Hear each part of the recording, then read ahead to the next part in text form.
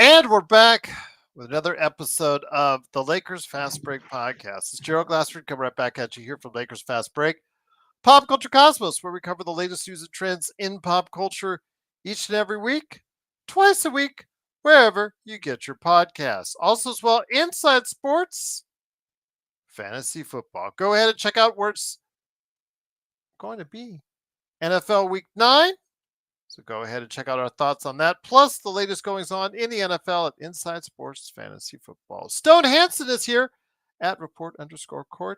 Also, as well, John Costas, Clutch Talk and Lakers channel. Go ahead and support all these guys. Follow, like, subscribe, do whatever you need to do to go ahead and follow the action there.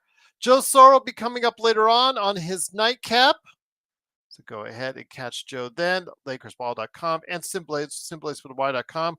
The guys from the Lakerholics crew are coming up tomorrow right here at noon for another Lakerholic Spotlight. So go ahead and check out them. Laker Tom will be happy with the win. So go ahead and check out what he has to say along with Jamie Sweet and Michael Heinrich at Lakerholic Spotlight indeed.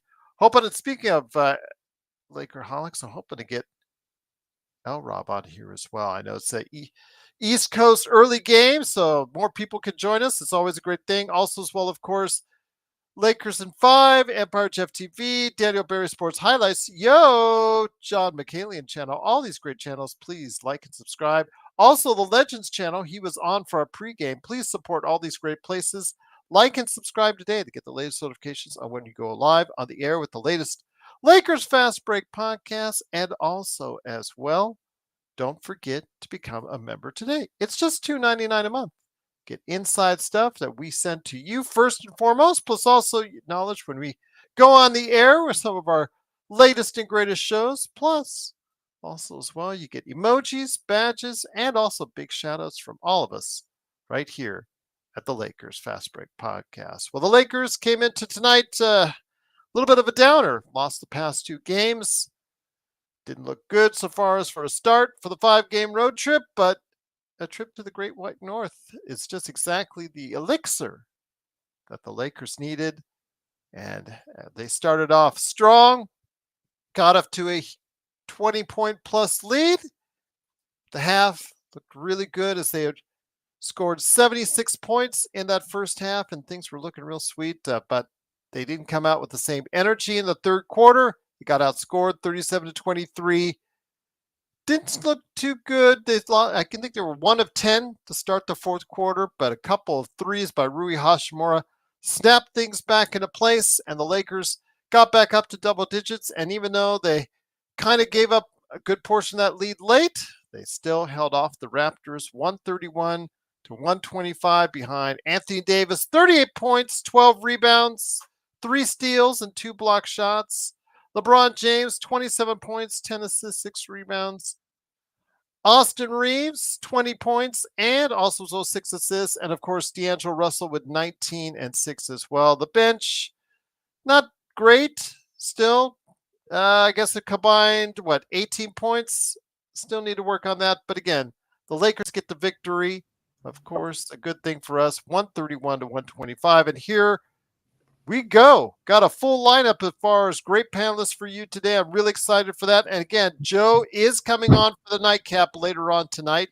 He said there's too many people and he needs to blab, so he needs his own time slot. Gee, go figure on that one.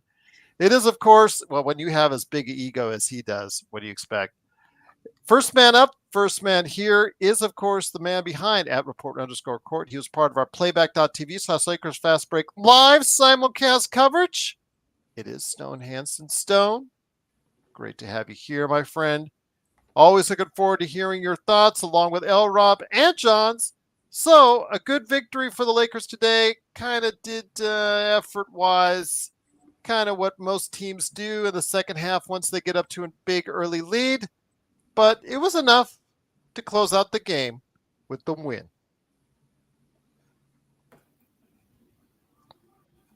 Stone, I don't get you, man. Still can't hear you, Stone. Still can't hear you, Stone. No worries. Probably got to switch your settings. There you go. No worries. Then I'll go ahead. I'll get John in first. John Costa, Clutch Talk and Lakers Corner. John, Good win tonight. As far as for the most part, it didn't look pretty in that third, fourth quarters, but their lead was so large. Didn't look like the Lakers going to lose control entirely. Defensively, there's be some issues, I think, when you give up 125 points, but when you're scoring 131, you got it done. And the big two and got support from another two means a W for the Lakers.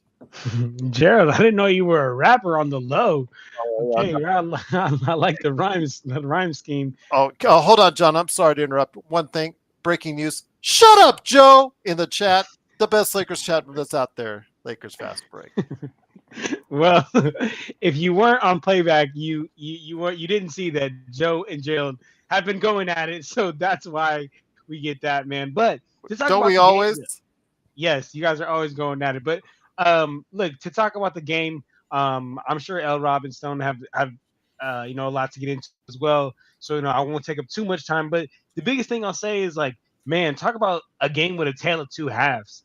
In the first half, we scored, I believe it was 76 points. That's the most points that the Raptors have had scored on all season so far.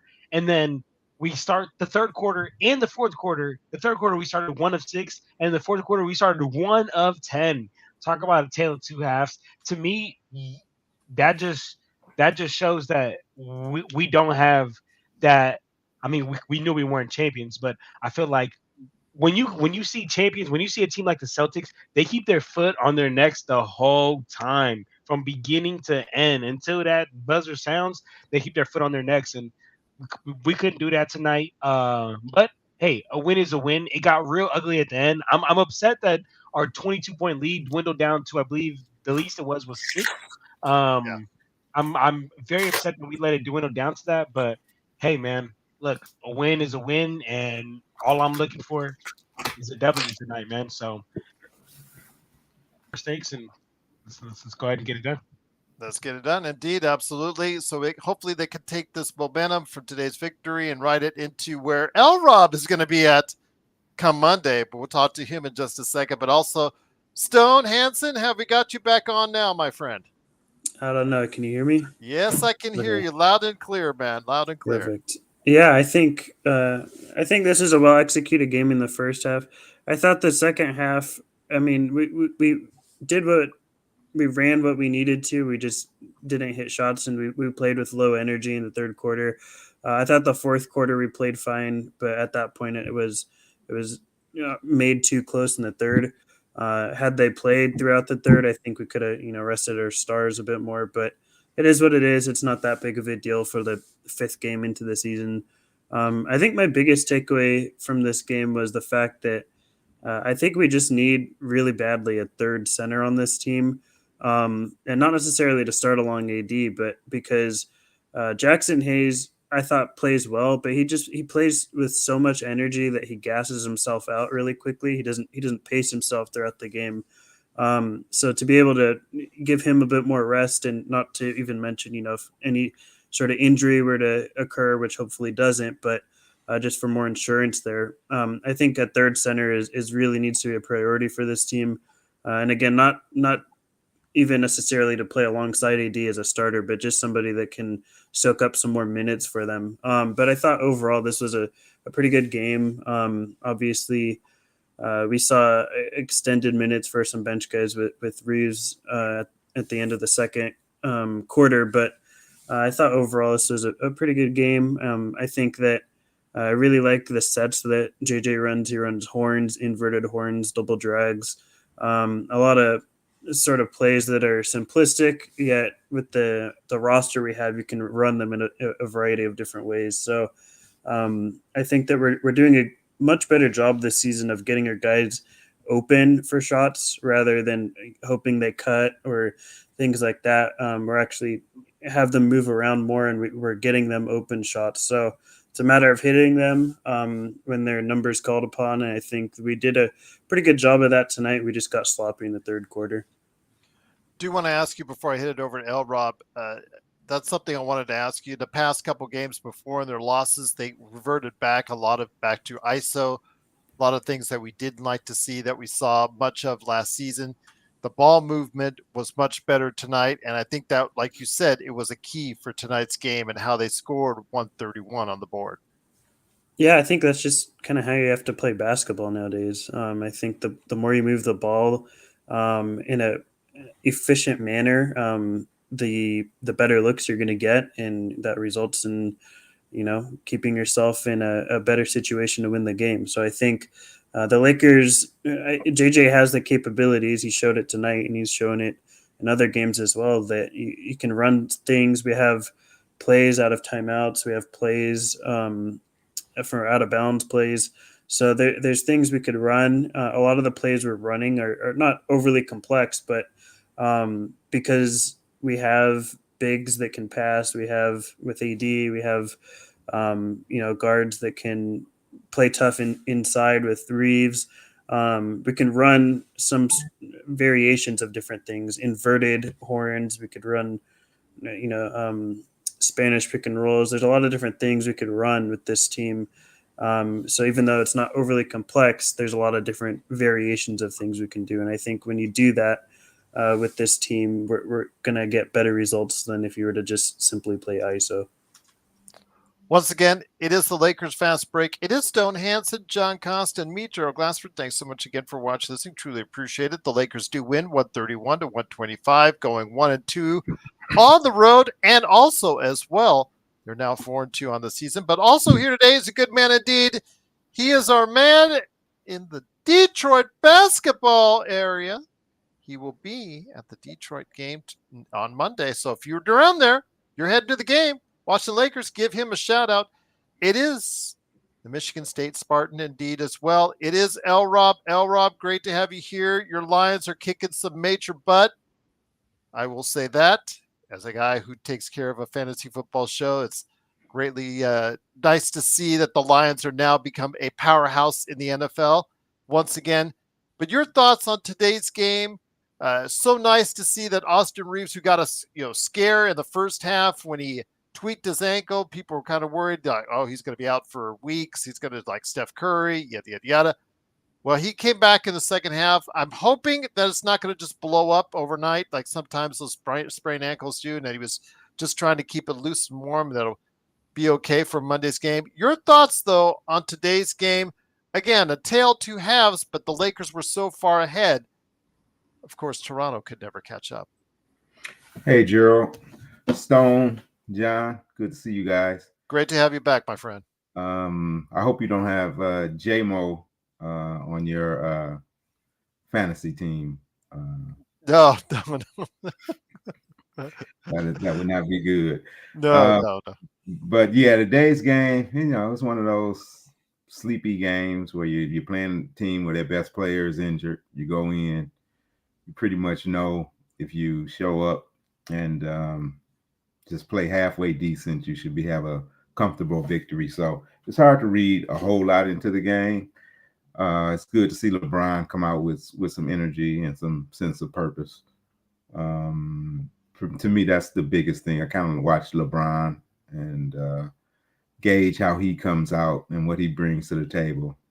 The rest of the guys are pretty, well, Reaves and Rui are pretty consistent in what they're going to do. D'Lo, of course, has been up and down. It's good to see him have a game. I mean, his passing has been very consistent. His passing has been on point, but his other areas have been, up and down, more down than up.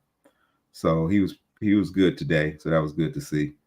But yeah, it's hard to take away a whole lot from today's game.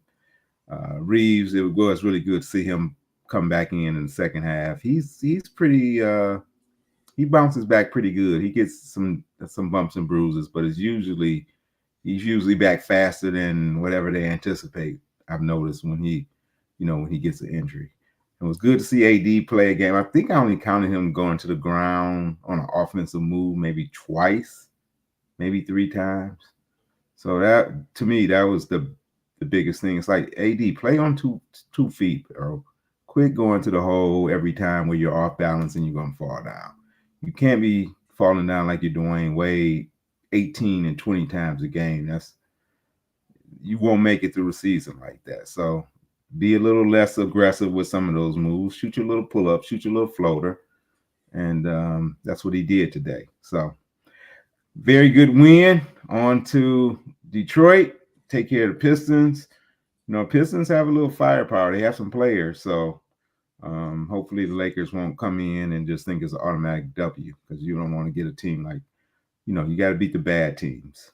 So But it is a bad team right now. Like you said, they just they have some players, but they haven't been able to mesh as of yet. But yeah. I got to get you before, because I haven't been able to chance to really talk to you about this since the start of the season. Before I get it back to John, your thoughts on JJ Redick so far and the coaching job he's done through 6 games? I have been impressed with him. So I was not one that was for bringing him in. Just felt like too much of a gamble to me. But he's been very good. I like the offense. Like Stone said, their offensive sets are better. Players are getting more open shots. It's nothing anybody can do defensively when you got Reaves and D'Lo at the point of attack. I mean, we're going to get beat off the dribble a lot. That's just a fact of life. So that's going to limit your ceiling, period. If Gabe can somehow get just a decent, respectable shot, his defense is good. I mean, he's solid. He don't get beat that, like those guys do. And if him and Christie, who are better defenders, can actually play a little offense, then, we might have a chance to go a little bit further. But yeah, just to answer your question about JJ, I've been impressed. Some of their out of timeout plays, you can see some structure. So yeah, it's but the real challenge comes when you hit adversity. And JY, wanted to ask you, since you're there locally, what's your thoughts of Ron Holland? I think Ron Holland Jr., if I'm not mistaken. Yeah, haven't seen him a whole lot. He's coming off the bench, if I'm correct. Yeah, he's playing. Ashur Thompson has been hurt, the high draft pick from last year, so he's eating some of those minutes. But I mean, he's just a raw athlete that's going to come in and just give him energy. So he's doing kind of pretty much what they expected at this point. Rob, quick question. Yeah. Just because we're probably never going to talk about Detroit on this again, but how do you like Ausar? Do you like Ausar? I like Ausar. I like him because he's gritty. I mean, he's got to figure out. He pretty much sticks with his role. He don't try to shoot too much. At some point, he will need to improve. Kind of reminds me of when Stanley Johnson came in. I think he was a West Coast guy, wasn't he, from Arizona someplace? Yeah, so when he came in, he, big body, pro NBA body, good defender. He used to defend LeBron good, but he never could figure out, the scoring part and the offensive end. I think Ausar has some of those same capabilities, but I think he has a better understanding of his game. He knows how to do little flip shots and get into the lane and score. And, he won't just start jacking up threes. So I like him. I think he's definitely a plus player and part of the piston between him, Ivy, Cade, Durham. I mean, they got some young guys. They're just really young. I mean, most of these guys, they come in the league a year early, sometimes 2 years early. And we expect them to come in and start playing right away, and they're just really not ready. So that's kind of the, fans don't like it, but hey, that's the truth. I mean, look at it. I mean, Christie, what's this? Christie third year? Yeah. He should be a rookie right now. Absolutely.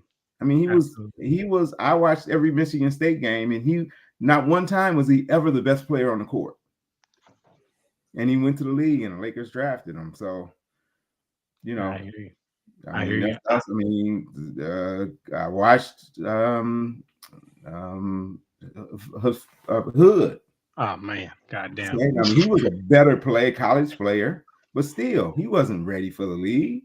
So people have these expectations of these young guys, and they come in, they're just not ready. It's a rare occasion where you see a guy come in and he's really, really ready to contribute. So. Yeah. Now, I just wanted to ask, because I'm not gonna lie, like I agree with like your like analytical take like on Ausar, but my biggest thing is like he played in that like OTE league or whatnot. And my Yeah. thing is like there was no top tier NBA level players. There wasn't even top tier Division I athletes over there. There were some Right. good players, but the majority of them, it was not high level competition. So to make that jump from OTE to literally the highest possible level of basketball, I thought there's gonna be like a couple of years of him trying to figure that out. So I was gonna ask that, but I also know he's just a straight up pure athlete. Like the man's Yeah. just Yeah. a crazy athlete, him and his brother. So so yeah, just wanted to And you touch come on into a that. bad team, so Yeah. you know what I mean. What do they have to lose to put him in there and let him learn while they lose some games? It's not like he coming in with Denver or Boston or a team that's really expected to win. Whereas you come in and you're not bringing it from the beginning. Hey, we can't afford to play you. They can afford to play him and lose a few more games and for him to grow. But I think he has a decent upside. It really is going to depend on how he offensively, if he could mature and kind of figure that out. So I feel you, Rob. Great to see you, my boy. okay, likewise. Once again, it is the Lakers Fast Break. It is, of course, L. Rob from the Lakerholics crew.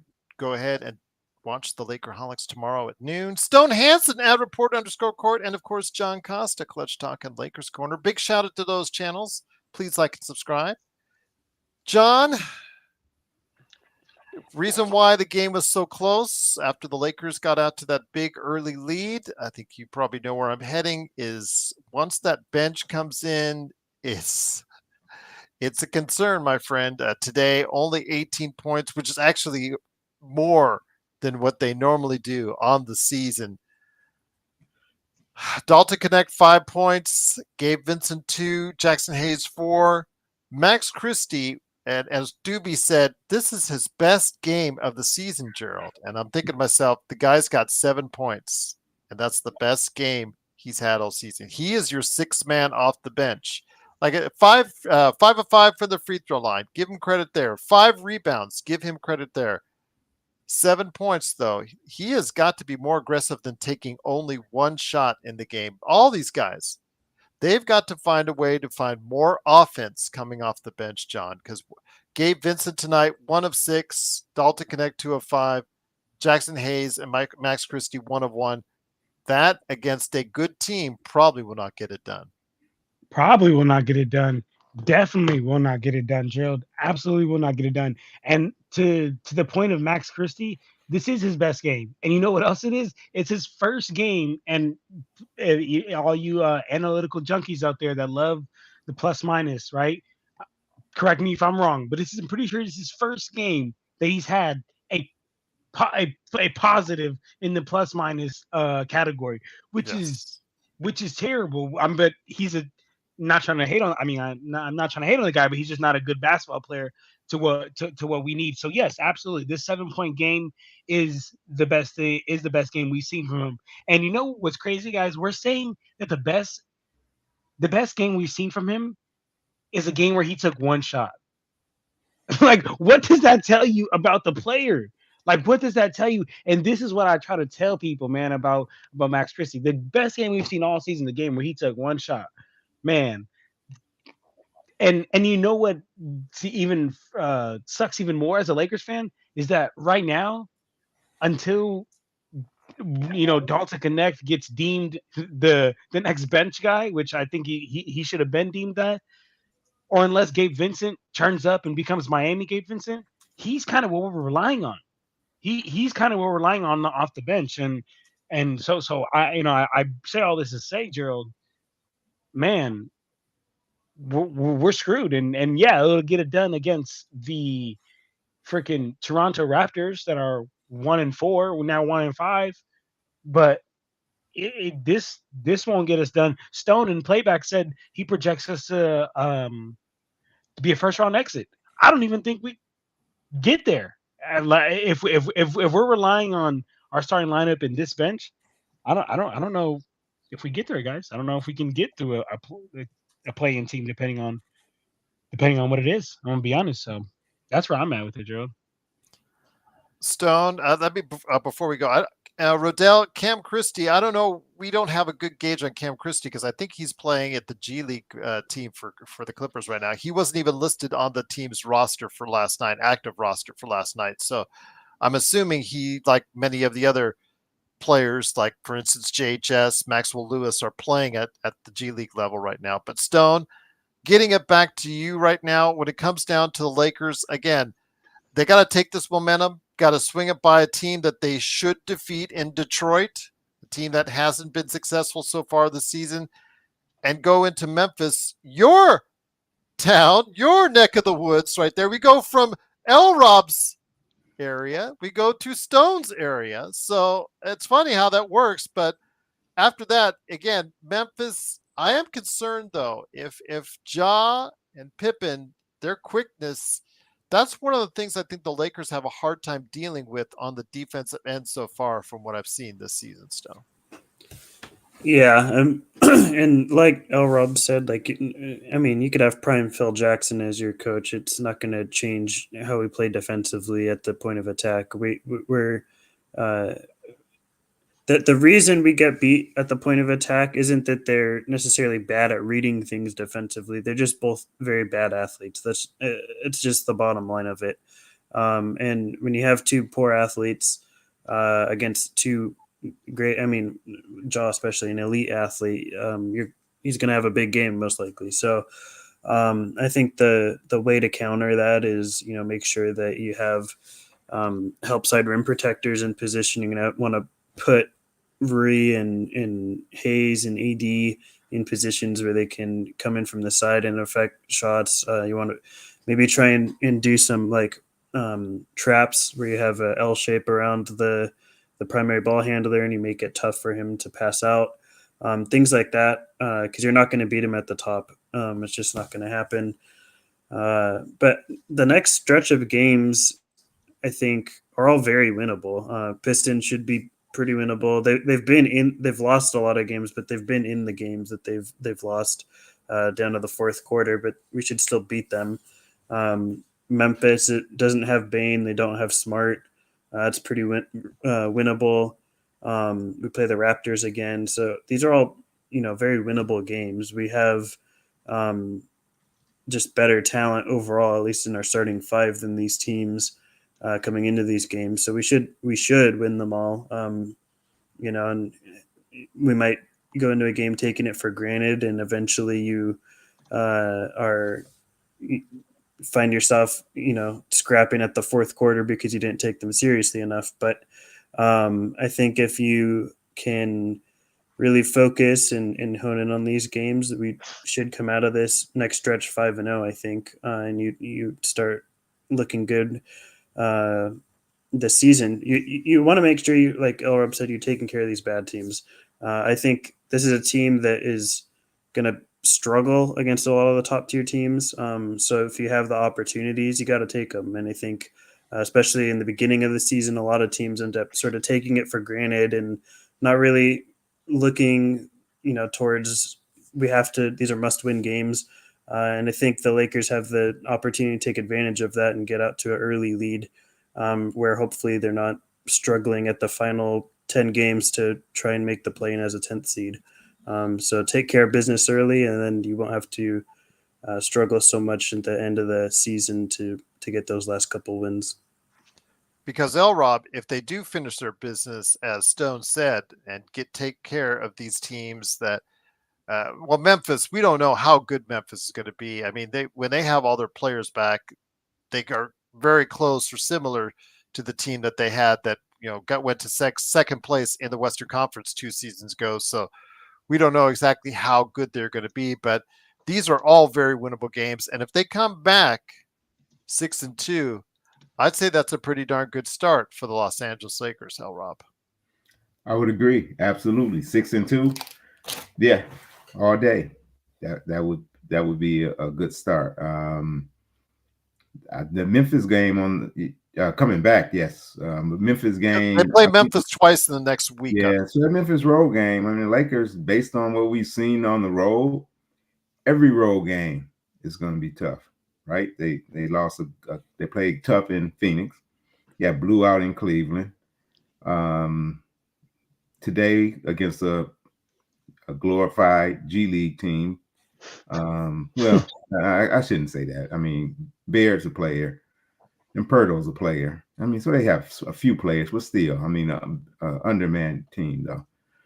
They get taken late into the fourth quarter. So I'm expecting every road game to possibly be a tough game. So anytime they're playing a above average team, which I think Memphis will be, then I don't expect that. I wouldn't say that should be a W, but yeah, you should beat them at home. So 6-2, good start. I mean, coming from where we've been the last 2 years, where you're starting off 2-10 and whatever every year, and each game is almost a must-win game. A quarter into the season, that's exhausting, man. That's exhausting as a fan. So I can't imagine as a player. Are you concerned that AD and LeBron and the rest of the starting five are playing too many minutes? I thought about that today, but not. I mean, with LeBron, yes. With AD and the rest of those guys, no. Get out there, play those guys 35, 36, 37, 38 minutes. I'm not concerned. I mean, this is the first year you really can see a decline in LeBron game. I mean, to me, a serious decline where, okay, I don't know if you're going to be an all-star. That type of decline to me now. I mean, he had the great quarter. Yeah, I mean, I Father Time is knocking at the door. LeBron's been slamming it in his face every year, but this year, I hope, based on what I've seen so far, I can definitely see a legitimate decline in his play. So yes, I would definitely want to rest him more.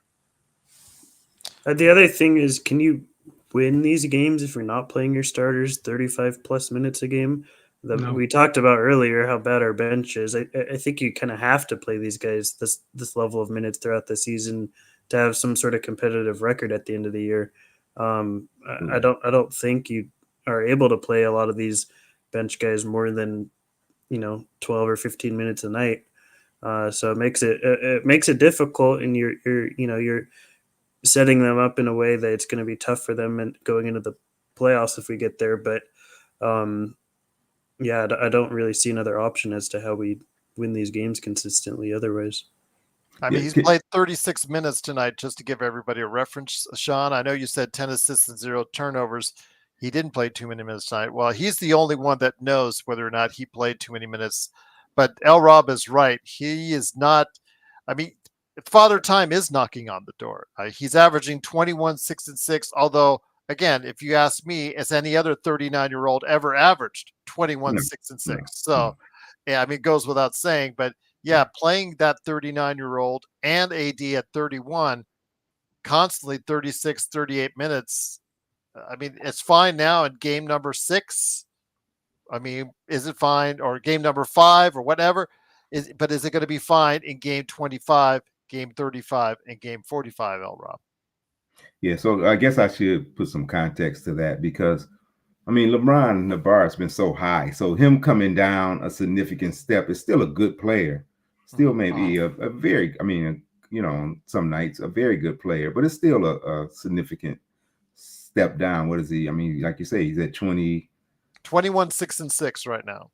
Yeah, okay. So at this time, he normally is 26, 27 or something like that. So he's down some. So I'm that's probably my biggest concern is how much will he have left? Because, when he talked about that great quarter he had, and how big he was in Sacramento, he said, "Hey, was that on a back-to-back?" Yes, that was on a back-to-back. That was on a back-to-back, and he talked about, "Hey, I went straight to bed. I got up. I took 2 naps. I did." He said he did a serious routine to get himself to that level. So I don't think that type of rest is that sustainable for him. So I do worry about him. Hopefully, when Vando comes back, that'll help alleviate some of that. But like everybody's been saying, these guys on the bench, at some point, you guys got to step up and play. Christie, Gabe, you guys got to come in and give us something. Christie, get some confidence, dude. Come on, man. You're a Spartan. Get out there. Shoot.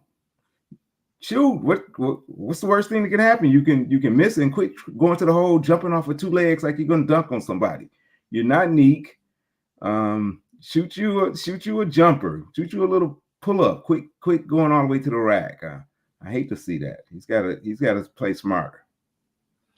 So, John, when LeBron says, as he did last week after that game against Sacramento, that he was going to play all 82 games, and unless he gets injured or whatnot, but he is intending to play all 82 games. Does that concern you at all? Because if he doesn't, obviously with the bench and lack of production from therein, that does leave with some concerns for Lakers fans. Yes, but if we know LeBron, we all know LeBron is a chronological liar. LeBron James loves to lie, and you know what? It's okay, LeBron. There's no way he plans on playing all 82 games. That's not even that's not even realistic. And I'm not 40, and I know that. So I think that's just him out there talking for the media, giving a media answer, PR trained answer. But I think him and coaching staff understand that there is a point in the season where they're gonna have to dial it back. But then comes the follow up of like, okay, you dial it back, and you dial it back to what bench? Who comes off the bench? L Rob just inspired me, and man, the way he was just talking to Max Christie, like, just shoot the damn ball, just shoot, like, just go up with confidence. And what's crazy is, oh, Sean, you're right. Did I say it wrong? Yeah, pathological liar. Did I say chronological liar? I don't know, whatever I said, but LeBron's a liar at the end of the day. That's the point. But I say that to say, yeah, we need LeBron, so he's not gonna play all 82 games, but we need him, and it's unfortunate we don't have him to bench. And yeah, Max Christie, man, like, I've gave up all hope on you, but if you could just at least play with just a little bit of confidence, just so some team could get some hope in you, we could turn this around for something. But I I am only looking. I'm not looking forward to it, but I think in something that's going to happen, we can't stop, is LeBron's going to need some time off, and we're not really going to have any reliable players, and I think that's when we start to go on a bit of a losing streak. Don, I don't know about that, Don. What do you think I'm yapping on? Because I believe that watch when we have to rely on whoever comes off the bench. It's gonna get grimy quick. So would love to know what you think I'm yapping on, Don. Don Key Dick. Okay, and on that note, Stone, boy, I've heard enough of those jokes all night long with Doobie, and I'll just leave it at that. Stone, Doobie was killing it. yeah, he was. But in our playback.tv/Lakers Fast Break, and as far as the big shout out to John, you, Joe, and also as well Laker Nick for stopping by on the show. Toronto, again, they should not have been as close tonight as they were, seeing how they have both Barnes and Quickly, their two highest played players, out of the lineup tonight. Barrett killed it. Grady killed it. You notice I didn't say his last name in fear of what happened tonight. But yes, L. Rob, all I will say is, yes, we went back to grade school with his last name tonight, and I'll leave it at that in the chat during the game. But we should not have been that close. It should not have been that close at all. The Lakers lost focus in that second half.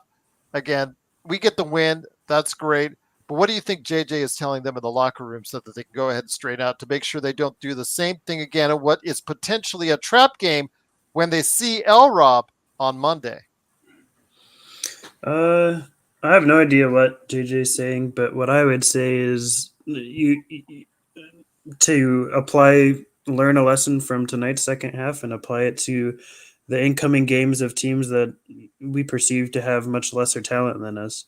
If you take it for granted, you're going to wind up in the same situation where it's way closer than it needs to be.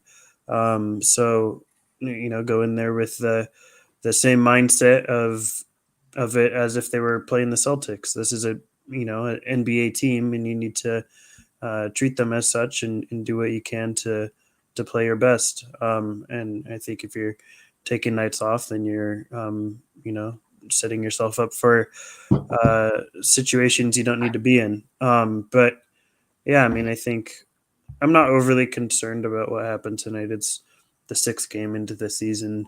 And I mean, you're going to have games like this. This won't be the last time the Lakers have a game like this. I'll just put it that way. You have plenty more games left to go. And hopefully they learn from it, but chances are they're going to have more situations like this. As for the bench, like obviously we need a better bench. Everyone is saying it in the chat. Everyone's saying it during the game tonight. We all need a better bench. We all know we need a better bench. The problem is we just can't do it without either sacrificing one of our starting 5 or first-round picks we have. And, if you're sacrificing your starting 5 to better your bench, I think that's generally not going to go in your favor. And I don't think a team like the Lakers, the window is shutting on any sort of competitiveness with LeBron's age. I don't think it's worth giving up first round picks just to bolster your bench. So I think the team we have right now is probably going to be the team we're running with for most of the year. I don't think we should expect much out of the bench because they haven't shown anything to, inspire that in us. But I think we're going to be with who we have, and that's who we're going to run with. And, that's why I'm not overly optimistic in us going too deep into the playoffs. But I think that this is basically get used to it. This is the roster I think we're going to have for the rest of the year. So it's not going to be pretty at times. There's going to be injuries to the starting 5, and we're going to have bench players playing in the starting 5 unit. And hopefully they grow, that's what I want. But as of now, I think it's going to be pretty rough. And this is just sort of what we're going to have to deal with throughout the year. Once again, it is the Lakers fast break. The Lakers do win 131-125. Rob, JJ Redick said after the game, he isn't surprised at how easily AD is scoring. Davis could be number 1 depending on Jokic total minutes, tonight against the Minnesota. Said they try to call certain actions for AD, but much of his scoring comes into flow. The ball is going to find AD if we play the way we want to play. Your thoughts on AD? He is looking more like someone who should be more thought of at the top of the MVP rankings so far this season. Oh, he's been outstanding. He has been everything we've always wanted AD to be, and everything that he's been most of the time. And he's added a little bit more offensive aggression. So, and that's all. To me, that was the only thing that anybody, if they wanted to really criticize him on, is some games he just came out and, he was not that interested in scoring. But now he's coming out with the intent to score. And like JJ has said, it is very intentional the way they are getting to actions to make sure AD has the ball. And, guys look for him. D'Lo especially does a very good job of making sure he's looking for him. LeBron, of course, is looking for him. So, and AD is paying it off. So, yeah. So we just, God forbid, even if he's going to need to miss some games for rest at some point, I just don't see how this team can be that competitive without him on the floor. But yes, he is definitely playing at a high MVP level this season, and it would be nice to see him, be right there at the end and, get that consideration. So that is what makes the games worth tuning into a little bit more at this point. Go ahead, John, because I have a question. You got a kind of mediocre team, having an MVP candidate, watching him do his thing every night. That's inspiring. That is inspiring. Go ahead, John. Do you want to say something, Rob, on that? No. I was just gonna say shout out to Jay showing love and Xbox showing love in the chat, and Don, brother, come check my yapping out, man. Lakers Corner and Clutch Talk. Jay put the links on there. Come check it out. And I see you talking about the free throw disparity. Please, let's not get into the free throw disparity. Let's understand how basketball is played. Let's understand that the Lakers go inside. We are a bigger team, so if we're going to go inside, we're going to likely to get fouled more. and we are a disciplined team. We're not out there fouling people. So I mean, let's please not get going with that narrative, because it we've seems like, covered that multiple yeah, times. once a week somebody comes in and randomly says A that, and they just casual. they don't understand or follow the Lakers. They see one game and they think that's Yeah. a microcosm of the entire thing. Don't understand that's the Lakers' identity. That's who they are. They will not outshoot you from the 3-point line. They will take it inside and power it inside. And their game is getting to the free throw line much more than their opponent. Check the stats out, not just this year, not just last year, but the season before as well. Check out Yeah. the stats. They bear out. It's, again, for most games this year, the Lakers have outshot their opponent at the free throw line. It's their strategy. It's what they do best. They're better than anybody else in the NBA. They don't shoot as many threes. They don't shoot as well as many threes. That's not their deal. Even though JJ wants to increase that, their main deal, their main bread and butter is getting it out in transition and getting to the free throw line. That really helps out their game. It gives them probably one of their best chances to win. But Stop it. John, It's not just one game. That's crazy. Don, brother, I don't know if anyone's told you, but I'm here to tell you, brother, you are a casual. yes, Don, it's You are not a casual, brother. Don. It's we're talking more than one game. We're talking. This is the identity of the Lakers. Check the stats out, and we're right. We have one of you guys that comes every week and complains about it when your team loses and your team gets outshot by 20 or 30 at the free throw line. It's just the way it is. It's not the refs, because it would be the whole entire refs league, because all the refs are not calling it the same way. You and I both know when you look at the stats, we will be proven right and you will be proven wrong. It just check the past 2 seasons and check this season. Well, it's an argument. We get like I said, we get a fan from the other team that comes in every week and complains about that. Just understand you need basketball knowledge and to research before you make these comments in this chat room. It's just that simple. We know the Lakers and you don't. But John, let me go ahead and get it back to you, my friend, president of the D'Angelo fan club. You didn't know this, but Austin Reaves said that JJ Redick approached him and D'Angelo Russell this morning about adjusting rotation, and both were on board with the change. So Austin Reaves said he had talked to JJ Redick about that, because JJ Redick said he adjusted rotation tonight to put the ball in D'Angelo Russell's hands more next to AD. That resulted in AR and LBJ playing more together, with Redick noting their two-man chemistry. So your thoughts on this? I know some in the chat have been saying, well, it's been better without D'Lo having the ball in his hands so much, playing more off ball. Tonight was a little bit more of D'Angelo playing more on ball, getting him more engaged. Your thoughts on what the adjustment tonight was for JJ on that one, John? Yes. I think, and this is something I've been preaching for a long time. D'Angelo Russell, I mean, I've been preaching this since last season. He is a rhythm player. He is a type of guy that he needs to get some type of rhythm going. He can't just come on the court and get it cracking. He needs to have the ball in his hands. He needs to get some shots going. And when he finds his rhythm, then D'Angelo Russell's clicking on a whole nother level. But the only way to find your rhythm is getting up shots. The only way to find the rhythm is having the ball in your hands, which is why I believe that, and I've said this so many times, we unfortunately cannot, with the construct of this team, cannot let go of D'Angelo Russell, only because we do not have any other guard that can play make for others. I mean, L. Rob was just talking about how um, D'Lo and AB have that special connection. That's because D'Lo is an immaculate playmaker. Yes, he's a cone on the defensive end. Yes, when he's an extremely inconsistent player, but besides LeBron James, D'Angelo Russell is our only true other playmaking guard that can play make for other players and get other players involved. Austin Reaves, more of a two guard. Gabe Vincent, more of a two guard. Dalton Connect, more of a two guard. So I say that to say that D'Angelo Russell, he needs to have the ball in his hands to get some type of rhythm going.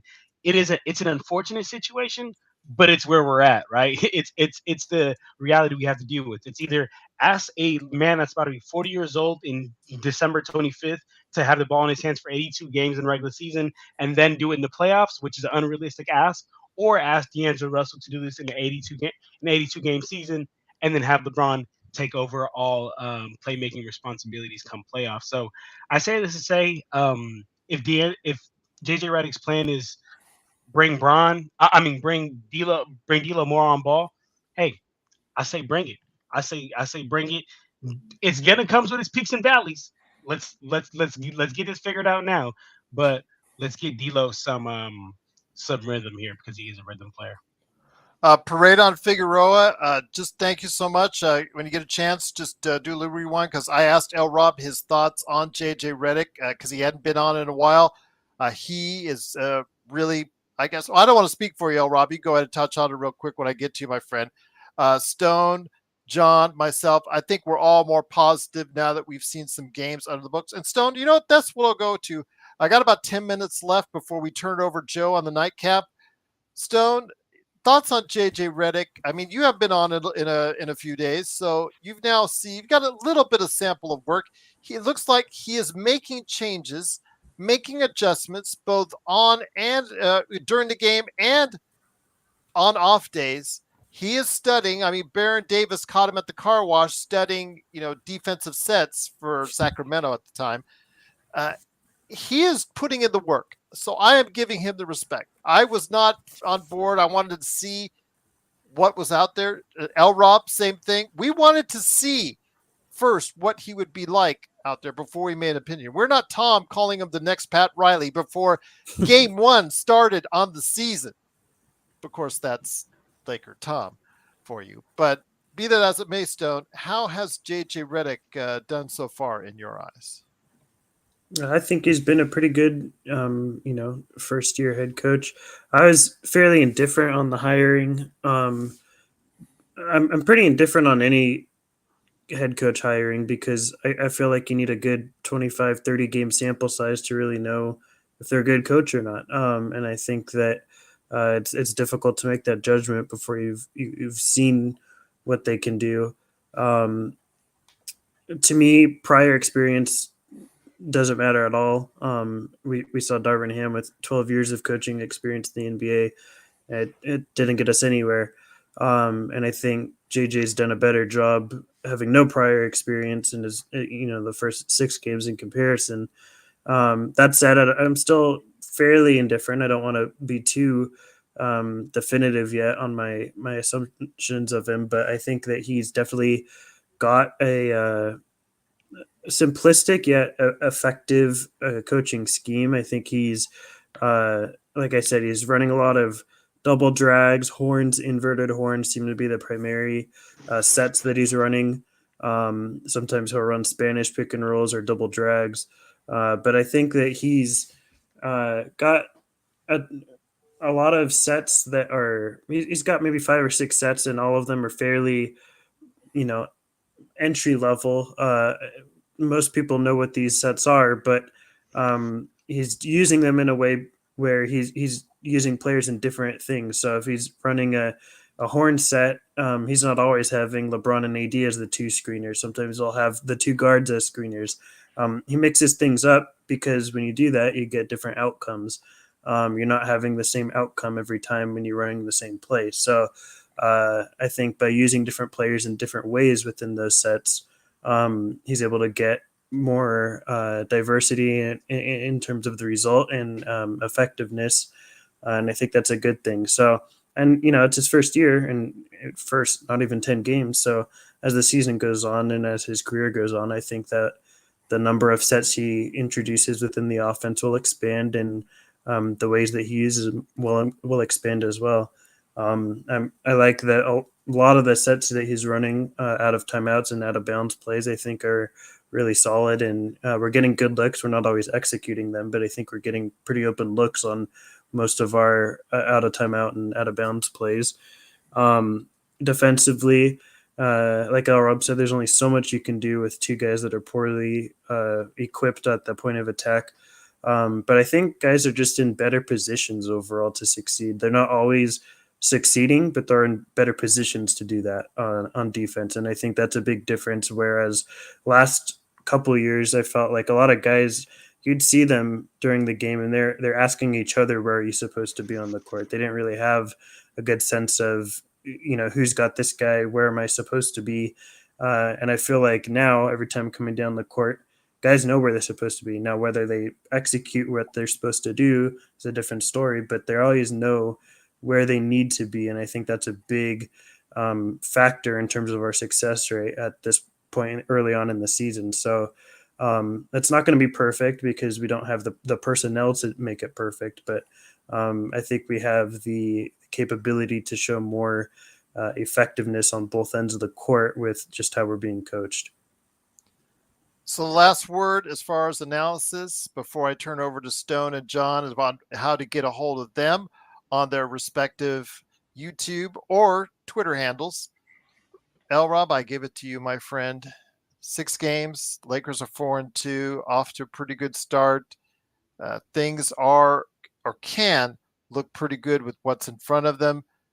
You're expecting something on Monday night to, well, hopefully Jamie does not become his Admiral Akbar again and sets out the trap for the Lakers, as you and I both know he has done over the years. But, tomorrow you're not going to be there. I know that because, and again, condolences as far as that's concerned on that. But tomorrow, it's probably good that you're not there because you're going to hear Laker Tom praising and then you're just going to go, oh my gosh. But all that said and done, my friend, when it comes right down to it, the Lakers have a good roadmap ahead of them. This is a time where they can really pile up some wins.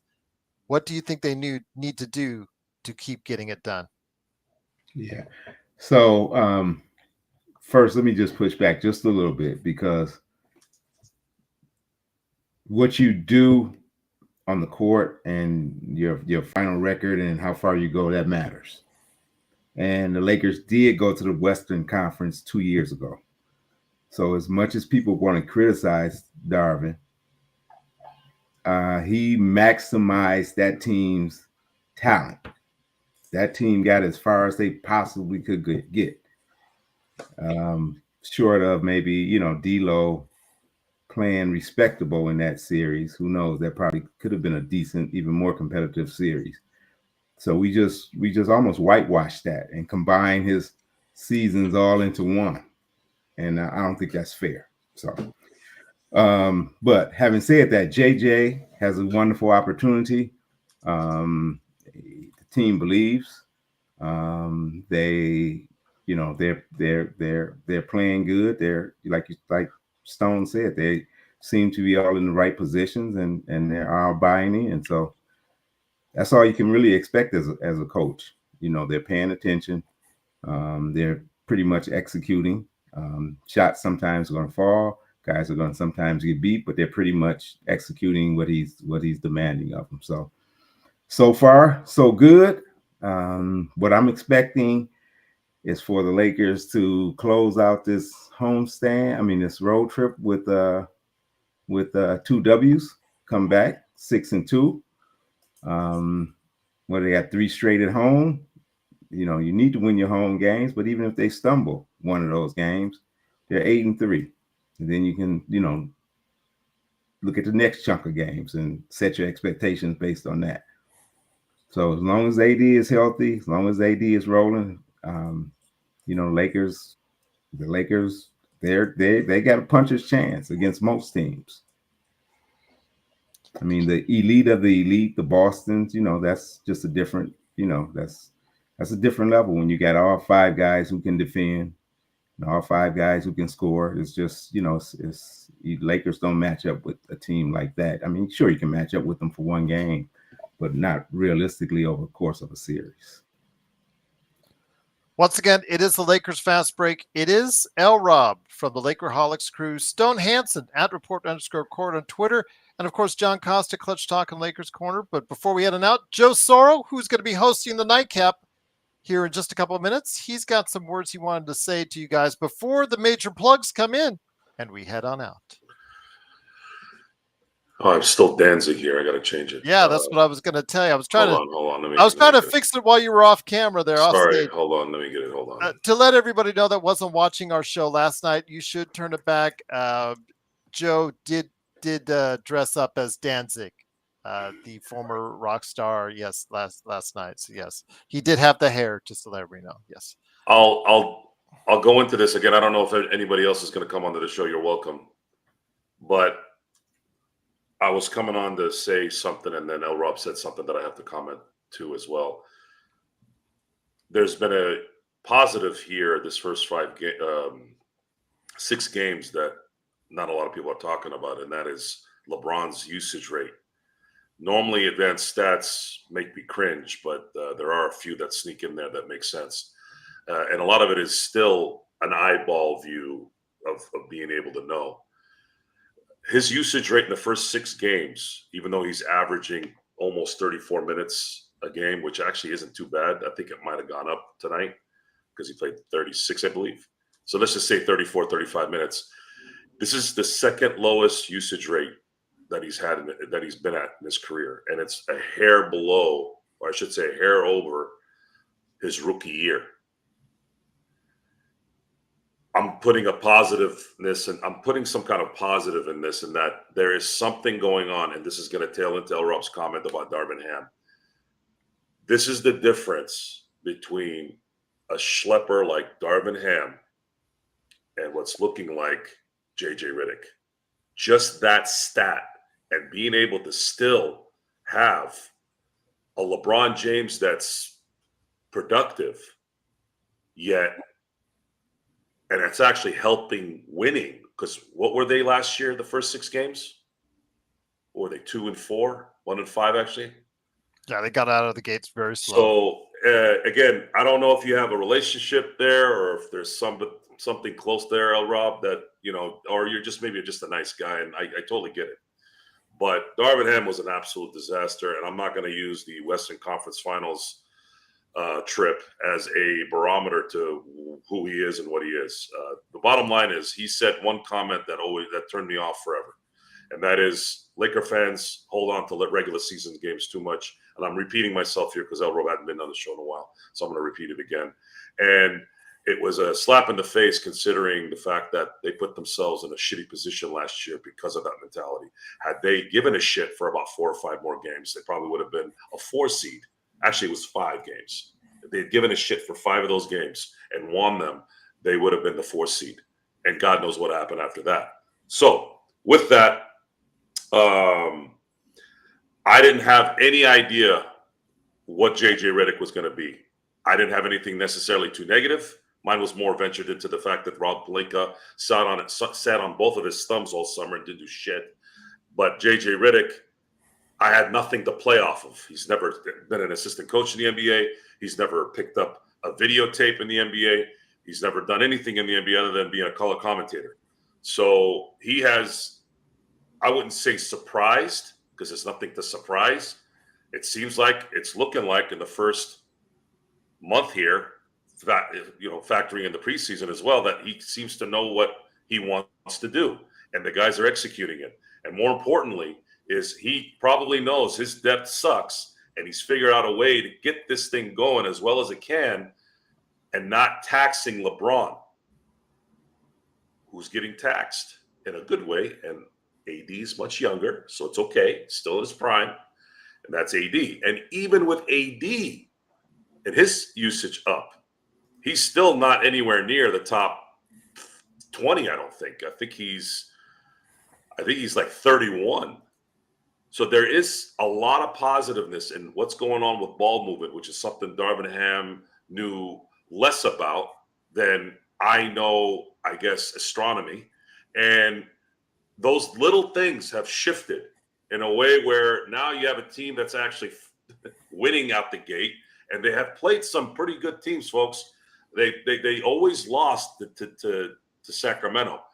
They beat Phoenix, and they probably should have beat them the second time.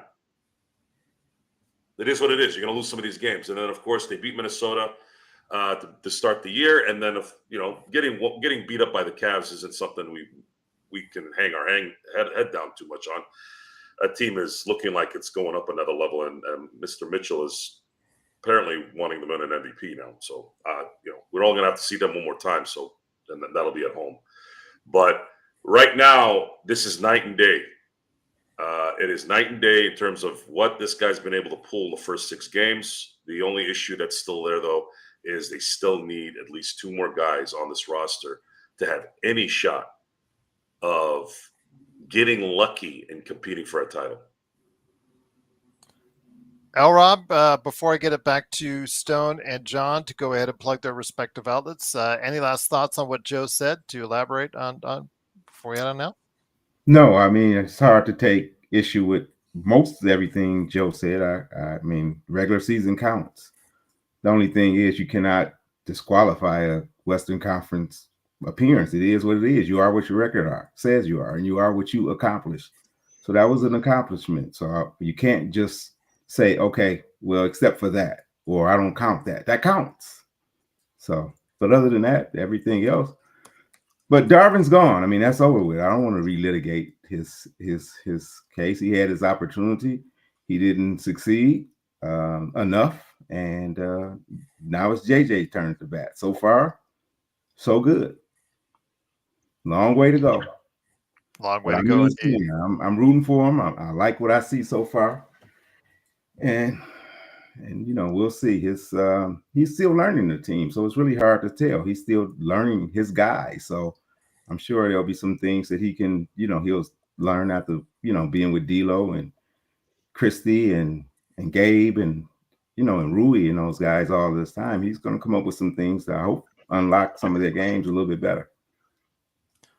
So with that, again, the Lakers do win 131 to 125. Stone, where can they find what you work on when you talk about the draft? Where can they find you, and how can they get a hold of you as far as if they have any questions on the NBA draft once you start looking at some players on the videotape?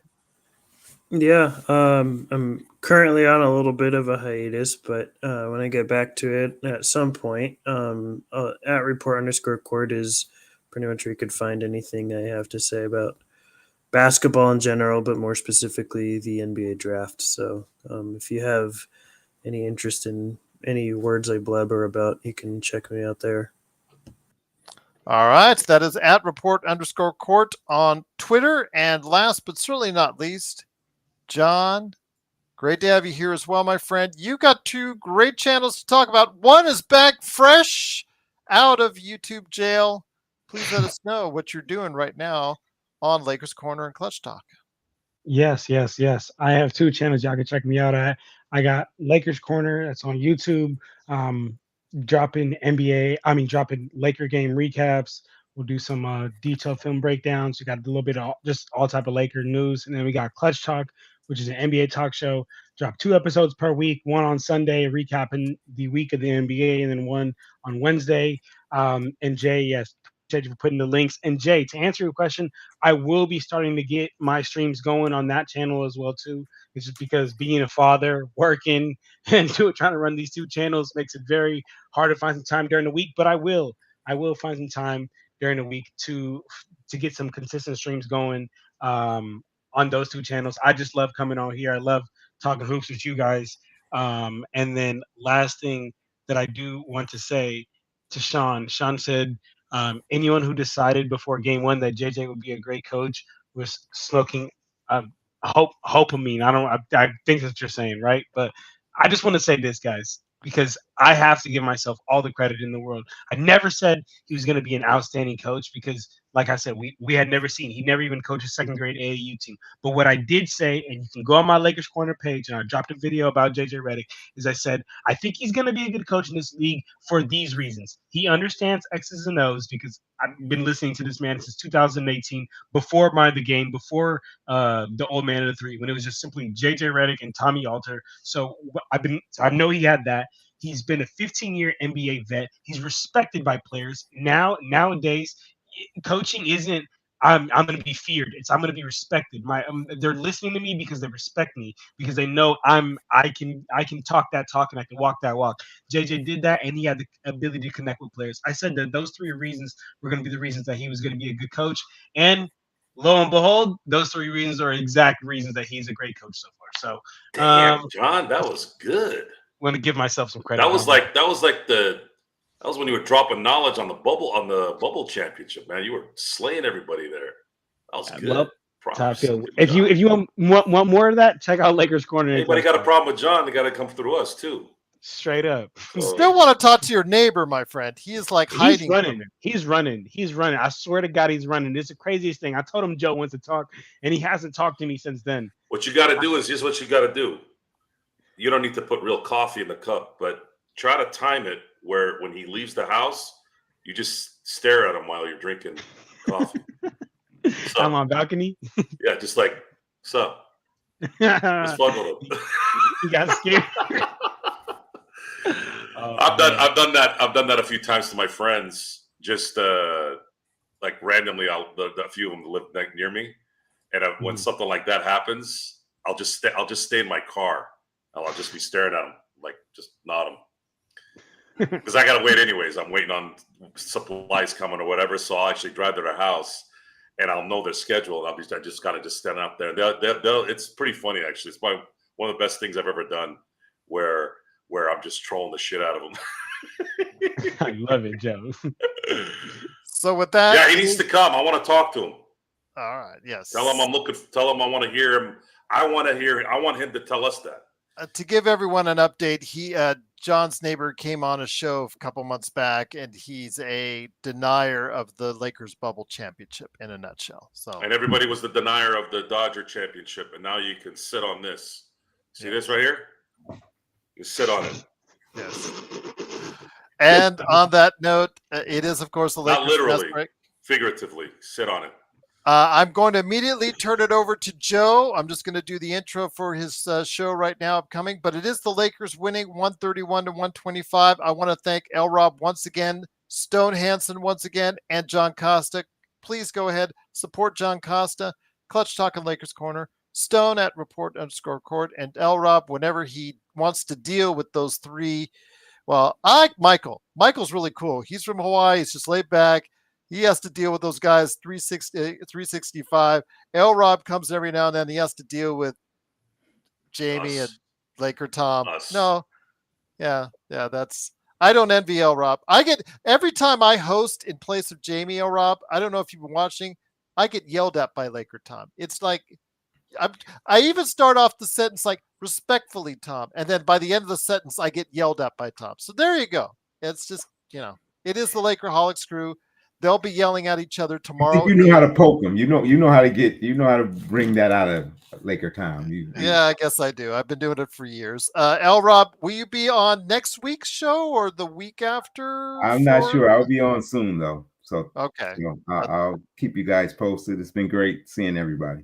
It's been great seeing you, my friend. Again, best wishes to you. Have a fun time in watching the game on Monday live at Detroit, watching the Lakers in Detroit.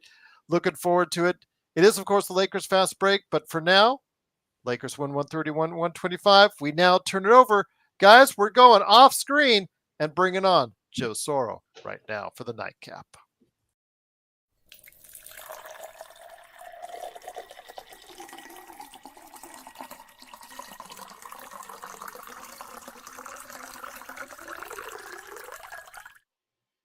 And we're back.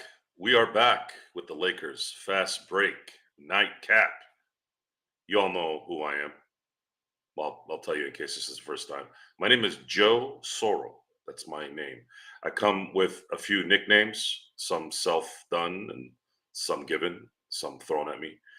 Ox 1947 is my moniker. And as you can see on my right, those are my fraternity colors. That's where the genesis of Ox comes from. Now, Ox is not actually technically correct. It's supposed to be theta. That's what the O there is in Greek, but I can't obviously put theta in my emails, which is when I birthed that name. And then 1947 is the year that the fraternity was established. But anyways, some of you know that, some of you don't.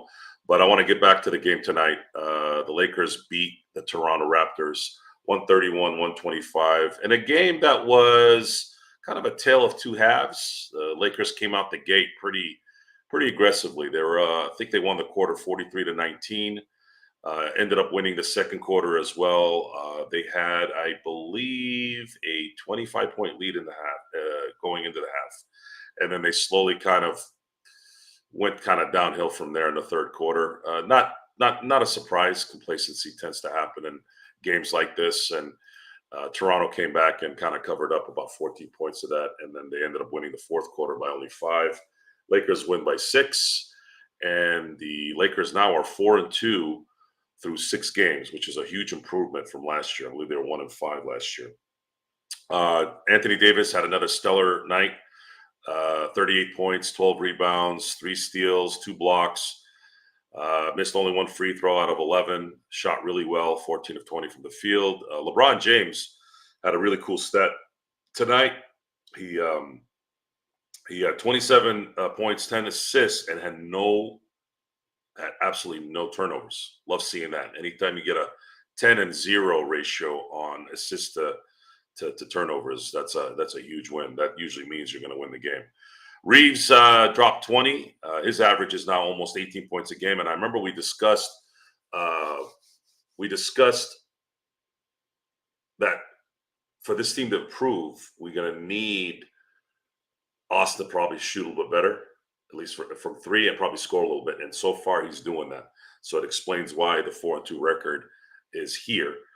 He did twist his ankle a little bit. I don't know if he was playing off adrenaline after he kind of got it probably retaped, but it's good to monitor that, see if he's going to continue in the next game against Detroit. My guess is he's a young guy. Maybe he didn't tweak it as bad as I thought he did since he came back. Hopefully get some treatment and get ready to play against Detroit in a few days. Tonight, D'Angelo Russell finally kind of broke out of the horrible, just dead spot from preseason and through 5 games. Had 19 points, shot 3 of 6 from 3. I think with D'Angelo, it's always a waiting game with him. So I don't know how that's going to play out, but we're going to have to wait and see how it plays out, and we'll determine kind of what's next with him. I'm always in that mode of, when he's on, he's a huge asset. When he's off, you want to trade him right away for anything that can come and help you. Rui Hachimura didn't really have a good game tonight. My concern with Rui isn't so much when he doesn't have a good game. It's my issues is a guy that big, a guy that wide, a guy that athletic. He should be able to handle contact at the rim, and he didn't handle contact at the rim very well, and did not execute the shorties there very, very well. He needs to really work on that and solve that problem should the Lakers make the playoffs. And that was it. I think at this point the Lakers. I mean, do I really want you guys really want me to talk about the bench? I was trying to avoid it, but since you guys are asking, Jay, I'll placate you here. Okay, I'll indulge you here. So the bench. Max Christie had his best game so far. He hit all 5 of his free throws, made his 1 shot attempt, and scored 7 points. He did look aggressive on the rebounds, so I'll give him that. But he's still lost. He's still lost on when to cut, when to move, when to dive, how to guard the guy in front of him, and not worry about getting screened so that he has to think about going over or under. Max Christie plays like he's a rookie every year. I would think in his 3rd season, he'd have a good feel for this right now, but he doesn't. Joe, after 6 games, what are we thinking about the defense? The defense could be worse, but it's not. One thing I have noticed is their court balance is good enough to where they've been able to not get killed on offensive rebounds and still get back on defense. Now, initially, they were getting killed on fast breaks, but they've kind of sort of fixed that a little bit. But they also haven't played a lot of teams the last few days where the fast break has been a kind of a thing. Cavs were just murdering them in the half court every time they got over. They just ran their pick and rolls. They were passing real well. Guys were getting open. Guys were getting separation, and they were just running a layup line against the Lakers. And that's just Cleveland has that talent. They have that ability to do that, and I think they're probably going to be one of the more improved teams here in the next few months, and could be a top 3 team in the East. And initially, I was thinking maybe the Celtics, Sixers, and Knicks, but those guys are going to have to stay healthy in New York and Philly to not not have Cleveland probably sneak in there. So we're gonna need, we got some time here to wait on that. We'll figure out how that turns out later. Let's see. Can Max at least give us 8 points since he's making 8? Oh boy, it's guys. It's not about the points. It's about can he create a game that can sustain while the guys are sitting. And what I mean by the guys is the guys like LeBron and AD. And JJ Redick has done a really good job of keeping one of those guys in and still not having them being used too much. There's a lot of balance. There's a lot of, when you have ball movement and good spacing and people are really trying to do well, it does help. It does help. The only issue with Max Christie is I don't think he's talented enough. No, he's not talented enough to do it on a consistent basis, which is why he was probably overly working on those rebounds. Because what do you do when you can't score, can't get open, can't do anything? Well, you do the dirty work. And if he was 6'9" with maybe another 50 pounds, I'd say he'd probably have a career just playing the grunt guy. But unfortunately, Max Christie weighs about 60 pounds less than me, yet he's 5 inches taller and doesn't really have a lot of strength. So it is what it is. Let's see. I saw a question for Vando. Joe, are you expecting anything from Vando? Vando will help on defense, and he will have really good games here and there, but it will not be consistent, and he will get exploited by the good teams, which is what happened in the 2023 season, especially when they went into the playoffs and faced Denver. They absolutely neutralized Vanderbilt because he can't play offense, and their offensive talent. There's nothing that Vando can do with that team. You have very, very tall, long guys like Michael Porter Jr., and then you have athletic freaks like Aaron Gordon, and then of course he's not going to be able to guard Jamal Murray, and then no one can guard Jokic. So that's a bad matchup, not only for the Lakers, but just even the guys that can play defense on our team. It's just not good. Those guys are ridiculously fundamentally sound, except for Aaron Gordon. Aaron Gordon still has to use his athleticism, but that's the thing, is it's not as good as it was 5 years ago, but it's still better than anybody on that court, especially the Lakers as well, with LeBron being as seasoned as he is. JJ is also calling nice timeouts. JJ, I was saying again a few minutes ago on the post game, JJ, we didn't know what to expect from JJ, but it's looking like JJ knows what he's doing. It looks like he knows what he's doing, and I am not expecting too much negativity towards JJ at this point. If the Lakers start to hit the skids, it's going to be because of lack of talent. It's not going to be because JJ's not coaching correctly. He is coached very well, and I am very impressed. I am absolutely impressed with his coaching style and his coaching info and his coaching acumen. I mean, I'm with it. I'm actually more in the mode now where I'm like, Rob, go get this kid some freaking talent. This looks like a huge check on that board that you just solved, and you gotta figure something out. And I don't know if that's talking into the air because there's nothing to give. The Lakers have nothing to give, and there's a rumbling starting in Milwaukee. Unfortunately, Giannis makes way too much money for the Lakers to go anywhere near that, so there's not a lot of hope there. I don't know. I'm still going to stick with the initial hope, as much as I hate using that, but I'm going to use it because Gerald's not here. But they got to get someone that's offensively talented and also get someone that can add to that front line. And I'm still looking at that trade at Atlanta with Bogdanovich and Clint Capella. That might be your only realistic chance of getting both of those things solved and having a realistic chance of possibly getting them as much as you can. Still don't have much, but maybe Atlanta, maybe Rob can figure something out, or maybe there's a 3-team trade there where somebody, Atlanta could be happy with whatever the third team gives them. I don't know, but that would honestly, if the Lakers made that trade, let's say, the reason why I'm using that one is because Clint Capella is on his last season's contract, and Bogdanovich only makes around D'Lo money, and you have to this CBA, you have to match those damn contracts. There's no other way to go, and you have guys that are young enough and would work with this particular setup that JJ Redick is using. Imagine the ball movement with someone like Bogdanovich, and imagine the ball movement with someone like Clint Capella. This is a system that would work really, really well with them. And imagine those guys not having to have LeBron and AD as the 1 and 2 or the 1 and 1A. Those guys are going to get a lot more opportunities to score. They're going to get better spacing. It would solve their issue right now. And then there might have a shot.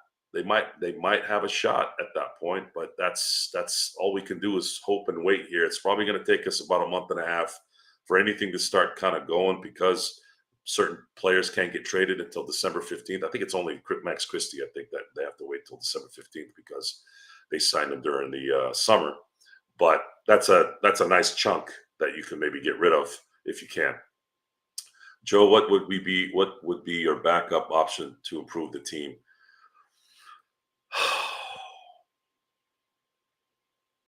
I don't know. I looked at every team's roster, no joke, and the Atlanta one is the only one because the Lakers are they're dead with any options in terms of assets. I couldn't find anything other than Atlanta team to see of a possibility of it happening, and the salaries made sense and the structures of those salaries. I don't see any other team, honestly. I just don't. The Lakers could trade Austin, Rui, D'Angelo, and 2 first-round picks for possibly a third star and just say, screw it. Let's just go with these 3 guys and see if we can get lucky. Who would that be? Would it be a LaMelo? Would LaMelo all of a sudden go to the front office in Charlotte and say, hey, I want to be traded?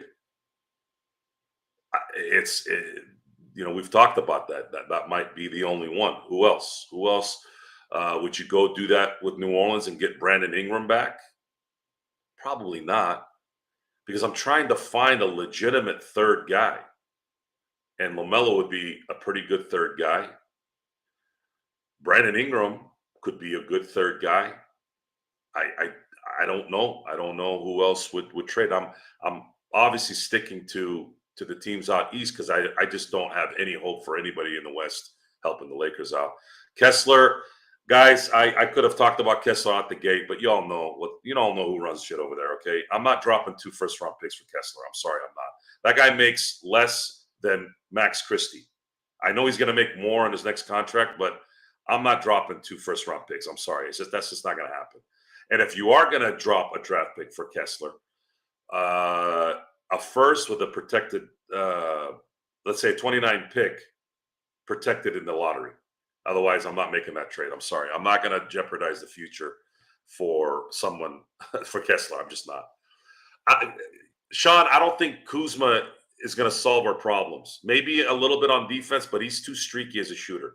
That's why I was sticking to Bogdanovich. Bogdanovich is a consistent scorer. This team needs a scorer. They need a consistent scorer. And Bogdanovich would do that for you, especially with a lot of the attention going to AD and going to LeBron. That solves a huge problem, especially if you can get him without giving up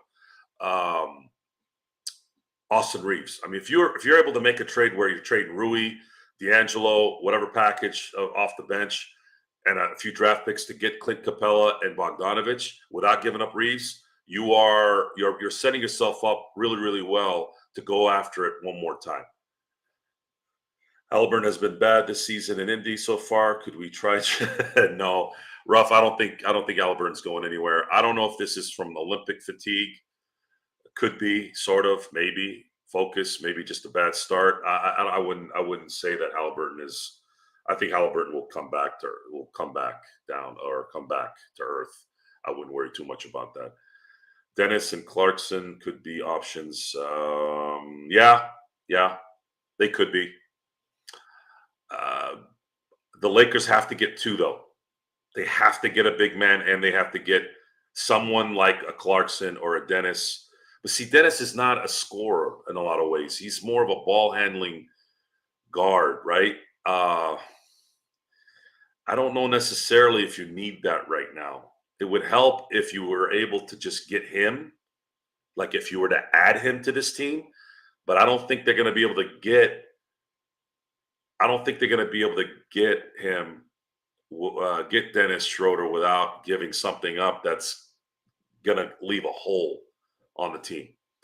Clarkson, hell, I mean, if we're talking about somehow adding him to the mix without giving up anything of relevance, you got the perfect bench guy. I mean, that's the guy you want off the bench that's scoring. Heck, you can use him as spurts with the starters as well. I would love that. I really would. I just don't know what the Lakers would have to give up. So yeah, it's a tough one, man. I'm not gonna lie, guys. It's a tough one. But I'm gonna say I'm very happy that I'm very happy that they've started out 4-2. I wasn't too mad about the Phoenix game. I kind of thought that was going to be a loss. I did think the Cleveland loss was coming as well. I had in my original thoughts is that those two games would probably be losses. The only thing I didn't like about the loss in Cleveland was how bad it was, and the fact that the focus was on fucking Bronny James again, and that set me off that whole night. Like it really just made me irritated, and I almost reverted back to my kind of being upset about kind of where the Lakers are, because I'm just like, dude, can you guys stop with this shit already? I don't want to see this guy on the team. Go put him in the damn G League. Let him fail there. This team needs to win. I'm tired of this soap opera. I really am. We're already dealing with this, and now we have to deal with putting up with this garbage. I'm over it. The Lakers can do us all a favor and win the next two games, come back 6-2, and they did exactly what they were supposed to do. I'll be very happy. You're 10%. You're 10% through the season, and you're 6-2. That's a hell of a way to start. And then after this, things are going to start getting interesting. Looking at the schedule right now,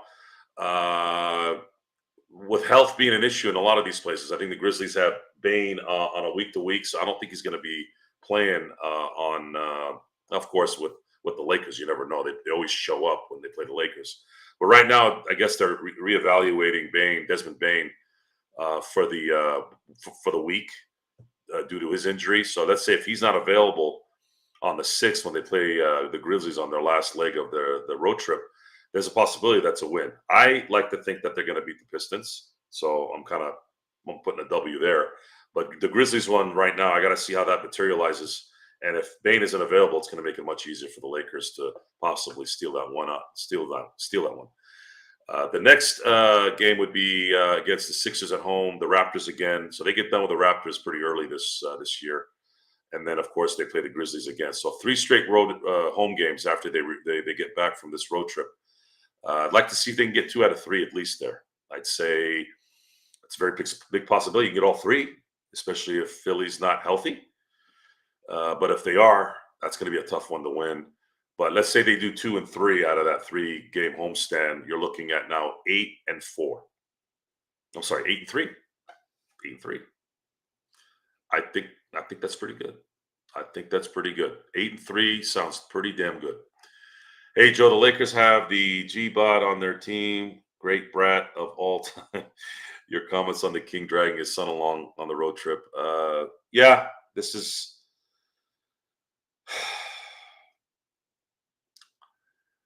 Yeah, I don't like it.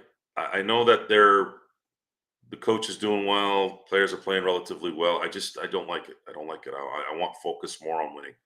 I don't want to see it. I don't believe this is an earned scenario. He's only there because it's LeBron James's kid, and I hate that shit.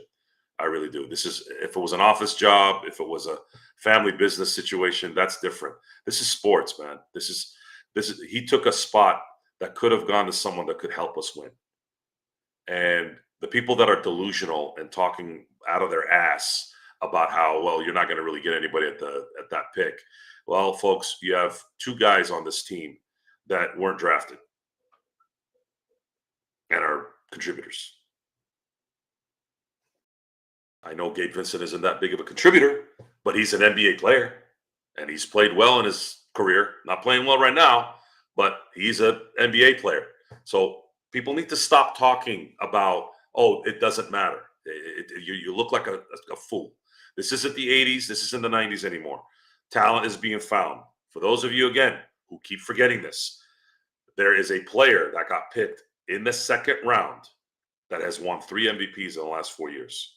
So stop telling me that this team didn't have to worry about that particular pick, because right now we could use it, especially considering you butchered the pick last year and now you have one less roster spot there with anybody that could help us. Imagine if they were able to just go with what made sense at that moment. You would have had an athletic, legit NBA basketball player last year, and then maybe you would have had somebody at 55 that could at least contribute in some way. Maybe not this year, maybe next year. Who knows? But we're not going to know about that. We're not going to, at this point, it's just hot air, so it doesn't matter. But I'm very excited. I'm very excited about kind of what's going on here, and I hope it continues. So what other questions did you guys have? Let's see here. Yeah, that's who I'm talking about, Chris. Cam Whitmore. See, it's easy, and I'm trying to be realistic here too, because everything's hindsight's 20/20. But Podmajewski. I always can Podmajewski. I can never say it right. Podmajewski and Triple J in Miami. Everyone is talking about them in terms of the bad selection last year. But see, we didn't know what those guys were going to be. Really, it's easy to see it now, but we didn't. You didn't really know. Cam Whitmore was a guy that you knew, and you blew it. And that's what that is.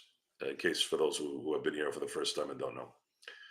So let's see here. Zach Edey will go for 20 and 10 to exact revenge against Gerald for Gerald's dissing of him.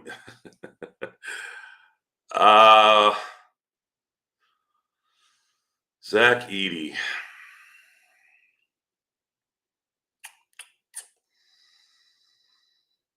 I'm cheering for him, guys, but jury's still out on Zach Edey and what he's going to be.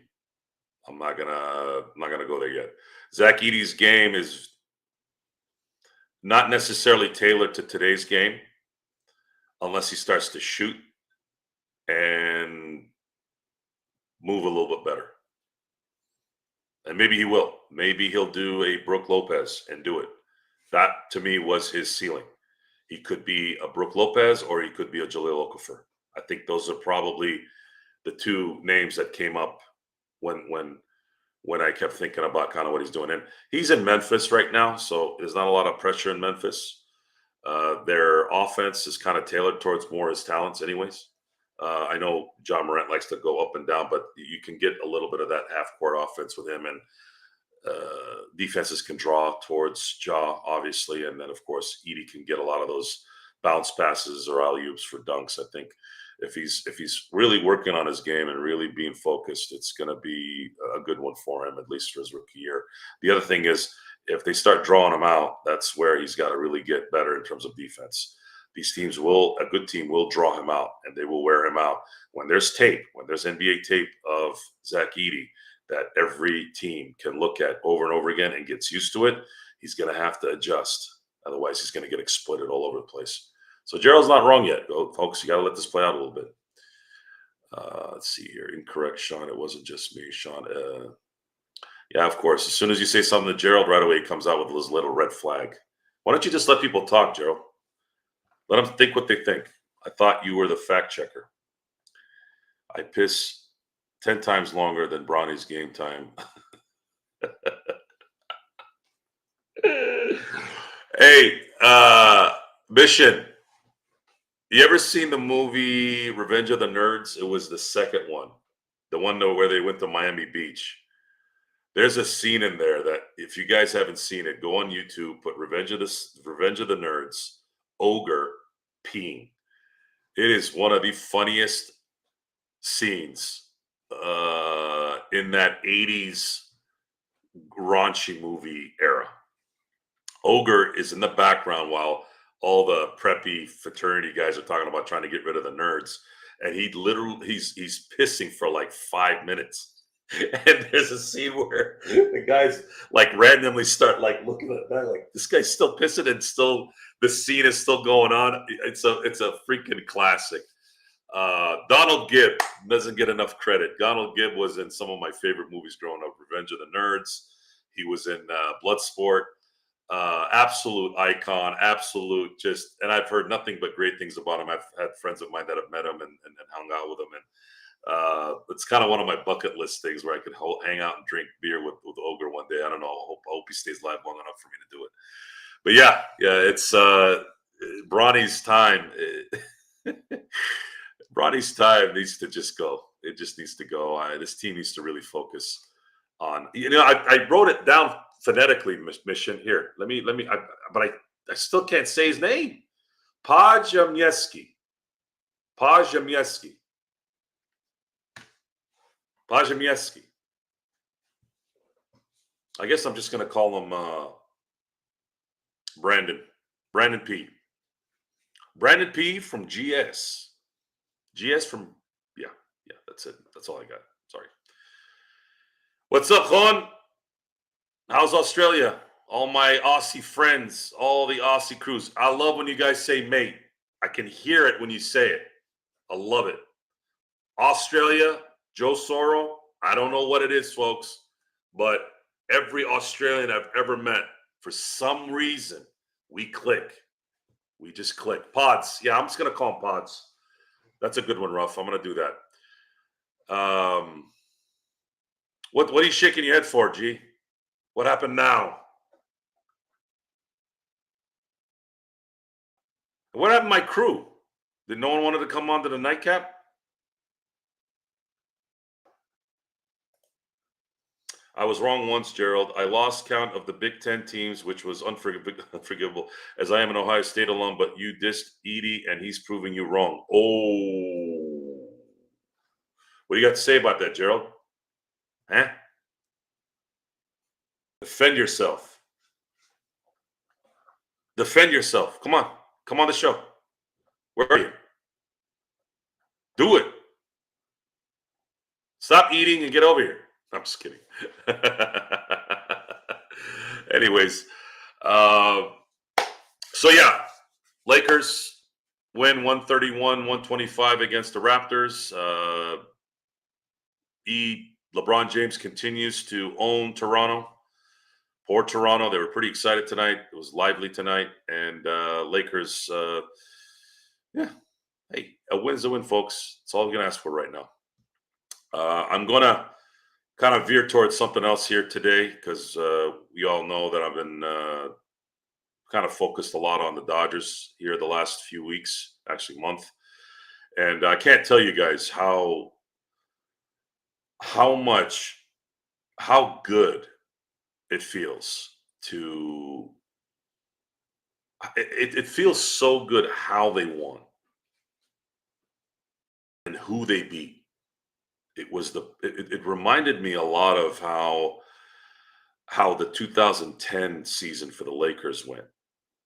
I mean, just beating the Celtics in the finals, beating the Suns in the Western Conference Finals.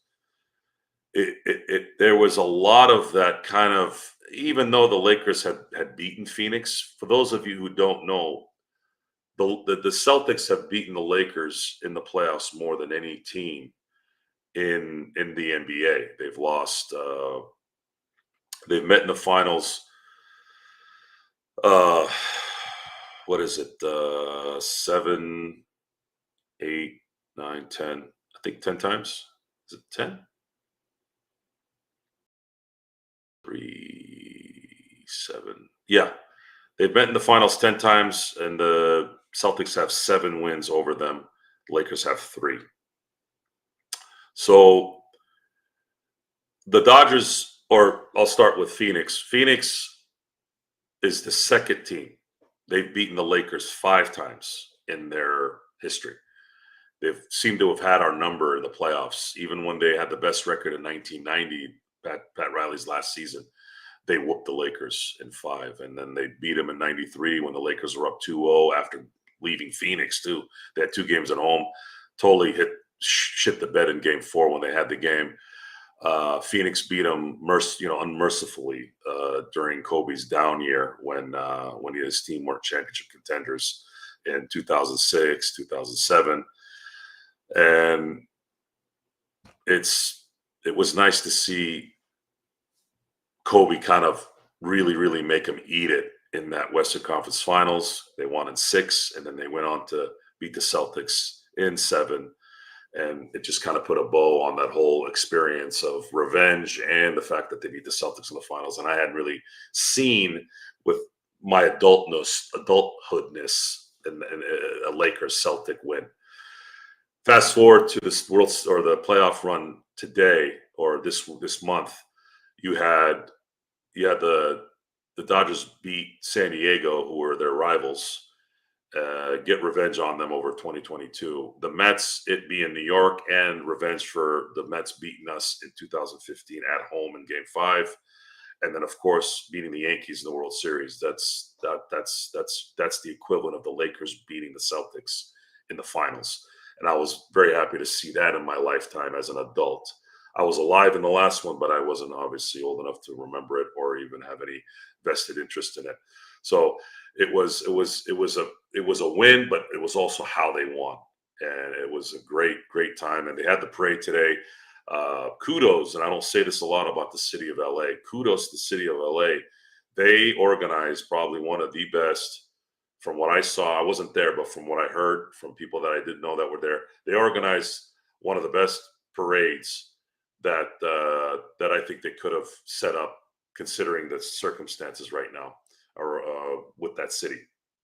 I did know, and I did hear a lot of good things about the 2009 parade with the Lakers and how they drew everybody kind of to an area, and I think they did that for the Dodgers as well. And the way they did it was beautiful. The way they walked in on the blue carpet, had the fans there. I thought the way they structured that was amazing. I thought there was a lot of emotion. Teoscar Hernandez was crying. You had Kershaw crying and screaming, and you saw Ohtani speaking English a little bit, Yamamoto just a little bit, Kike shitting on his cultural brother, Fat Joe. I thought that was kind of harsh, but it was funny.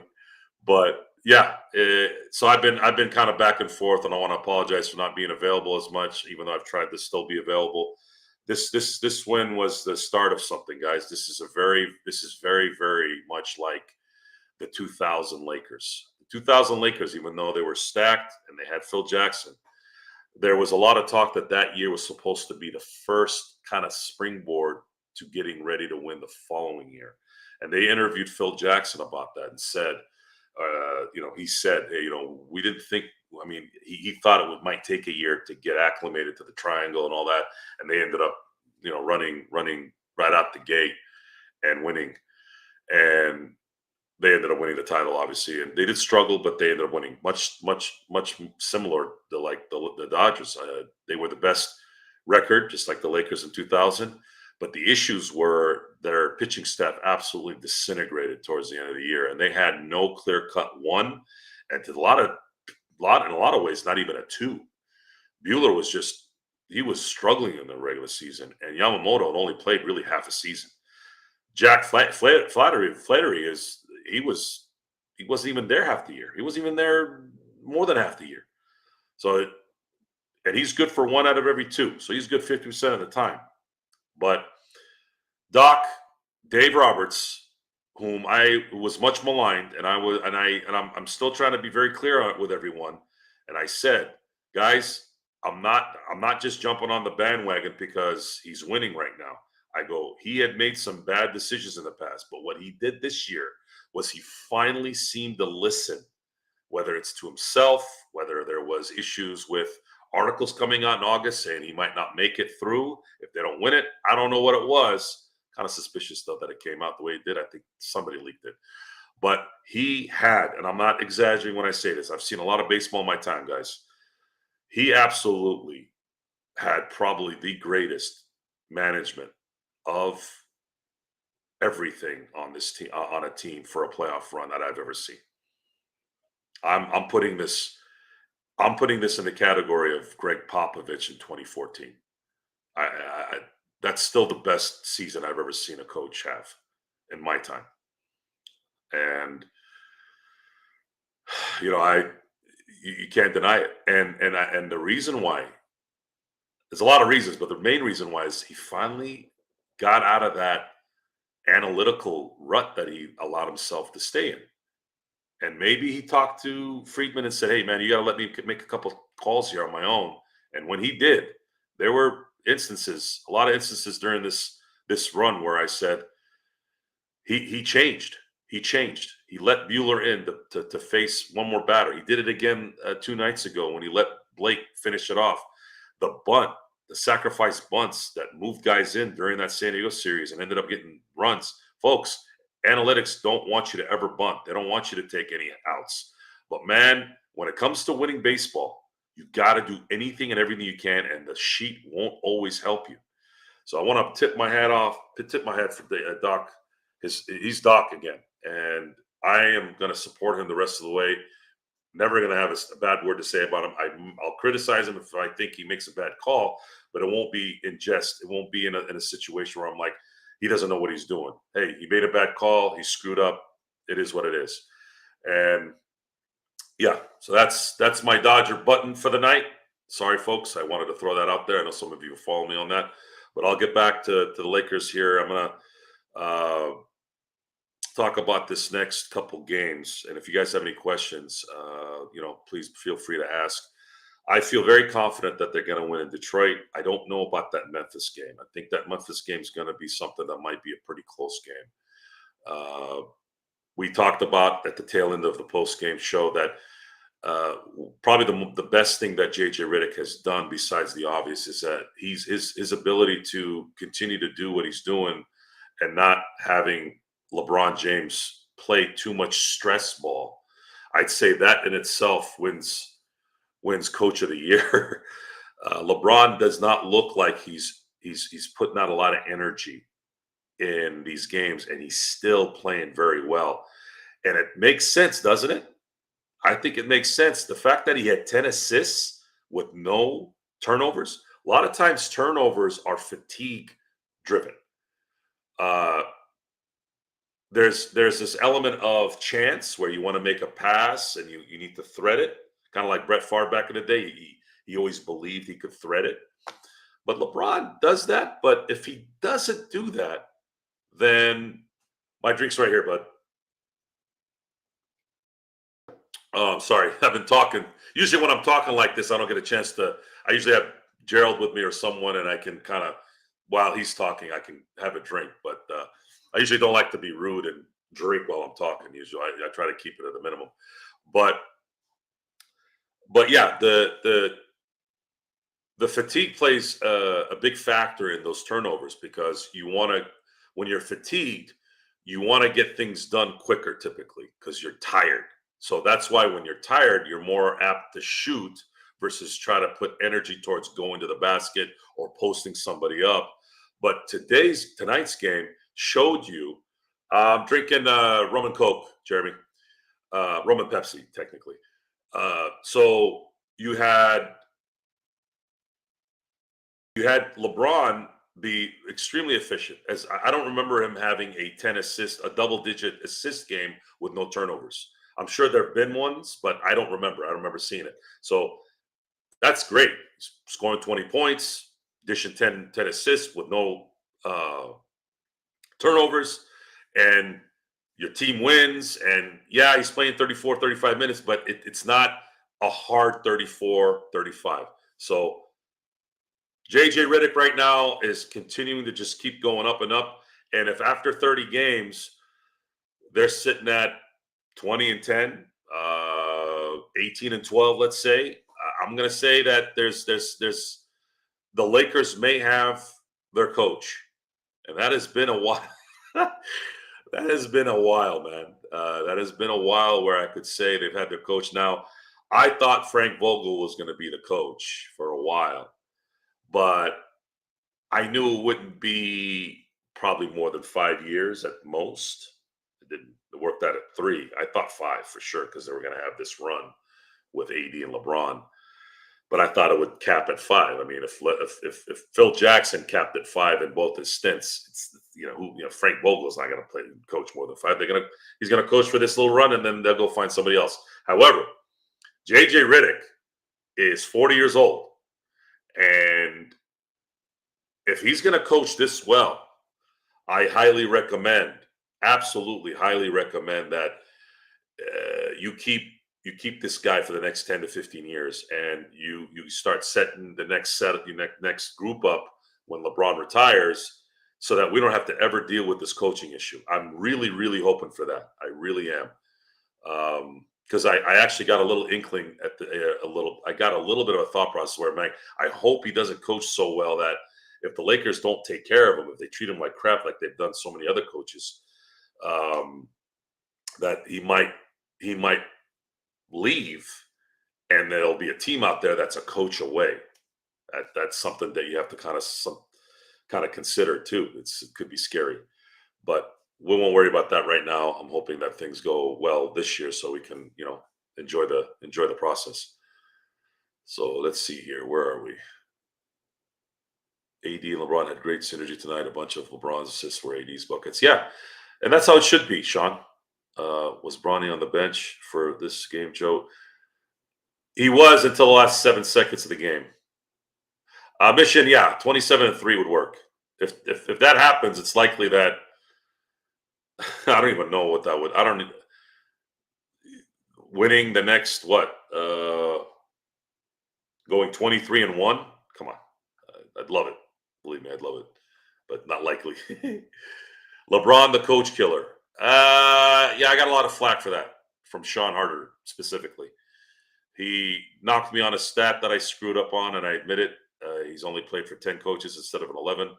I did slap my friend for that, by the way. He said 11, and I didn't fact check that one. And the good thing about that particular situation is I'll never, ever not fact check, even if somebody tells me, even if somebody that knows basketball like I do in a lot of ways. Actually, he doesn't know as much as I do, but when he said 11, he's a basketball guy. I kind of took him for his word, but technically LeBron has played for 10 coaches, not 11, and one of those was an interim coach. So really, all in all, coach, it's really 9.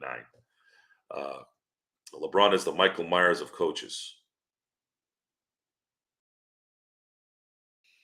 I don't know about that one. At least they have Scott Brooks and Nate McMillan as assistant compared to previous inexperienced assistants.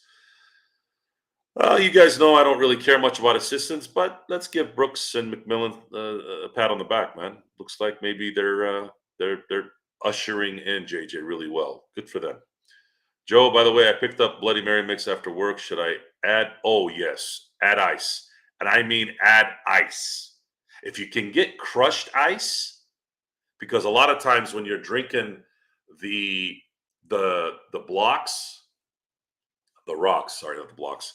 When you're drinking the blocks, a lot of times you can't really sip it the right way. And I'm not a straw guy. I think when you use the straw, you want it to touch your mouth. So do the crushed ice, and what that does is it makes you drink it, but you don't drink it too much. You kind of sip a little bit more, but you kind of savor the flavor a little bit more instead of straight Bloody Mary with a straw. Or if it's rocks, you're messing with the rocks kind of in your face. I looked it up, Joe, as I knew nothing about LeBron before 218. He was the enemy before 2. I was a big supporter of LeBron after the decision.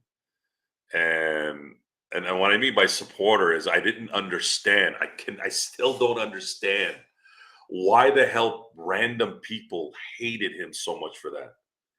If you're a Cleveland fan, I got it. Totally get it. Totally get it. One guy said, "Why would you do that to Cleveland? Why would you go on TV, make us wait, and do some kind of like game show situation with it?" Totally got that one from Cleveland Cavalier fans. But then you got other people like, "Oh, look what he did." I'm like, why do you give a shit? It's not your team. Who cares? But that comes back down to, again, the disdain and jealousy people inherently have. Human beings are naturally jealous, envious beings. You have to fight that out of your system. Just like we're lustful and deviant, things like that by nature. It's a survival mindset in a lot of ways, because when people were jealous or confrontational back in the day, they were fighting for freaking land, for women, for food. We haven't gotten, like, the human species hasn't gotten away from that all the way. It's still kind of relatively new that we're as civilized as we are. It's going to probably take a few more hundred years to kind of get out of that, as technology helps as well. So you have that kind of jealousy, and as soon as a rich, successful guy makes a mistake, well, here come the jealous brigade, and see, he doesn't care. See, he's selfish. Now, I'm not saying LeBron isn't selfish. You all know how I feel about LeBron. Massive narcissist. Loves himself more than I think I've ever seen any of these guys love themselves. And I'm talking about the big guys. I mean, they really, really love themselves. Shaq is probably in that same boat, but the thing with Shaq is he's got enough. He's been slapped in the face enough during his upbringing where he can kind of balance that out sometimes. Whereas LeBron never really had a male authoritative figure. So he is the way he is, and this is what it is. What grading do you give JJ after these few games, Joe? A. I give him an A. Absolutely. I have been very impressed. I'm very impressed with JJ Redick. I'm not gonna lie. I had no idea. I had no idea what was coming. But I'm glad he's here. I really am. I think he knows how to coach. X's and O's. I think he knows how to coach. The jury's going to be out for a minute here, because we're going to see what happens when the brunt of the season has been completed. How they're going to react to him. How he's going to react to the flights, the irritation of things. Those still need time. 6 games is not enough. It may even take another year or two to really see that as well. You might not see it this year. He's young. He's enthusiastic. He's motivated.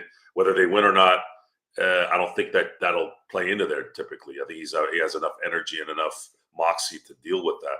But you'll know probably in 2 to 3 years if this is something that's going to be about, if it's going to be a career for him.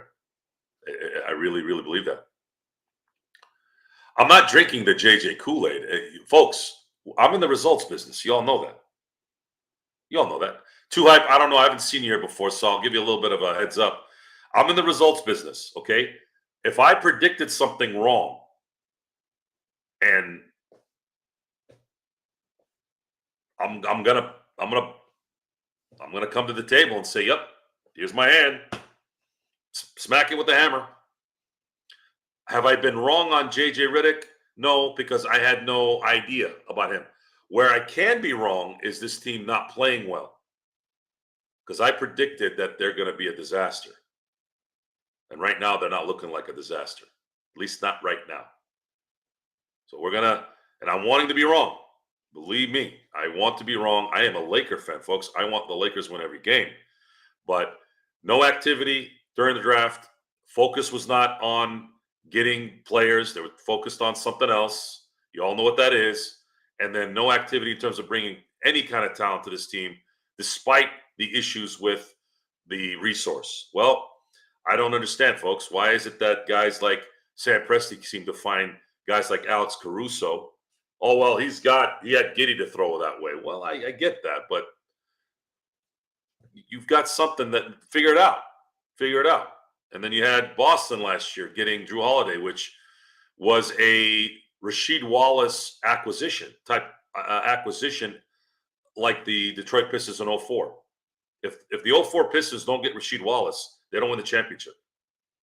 He was that perfect piece on that team.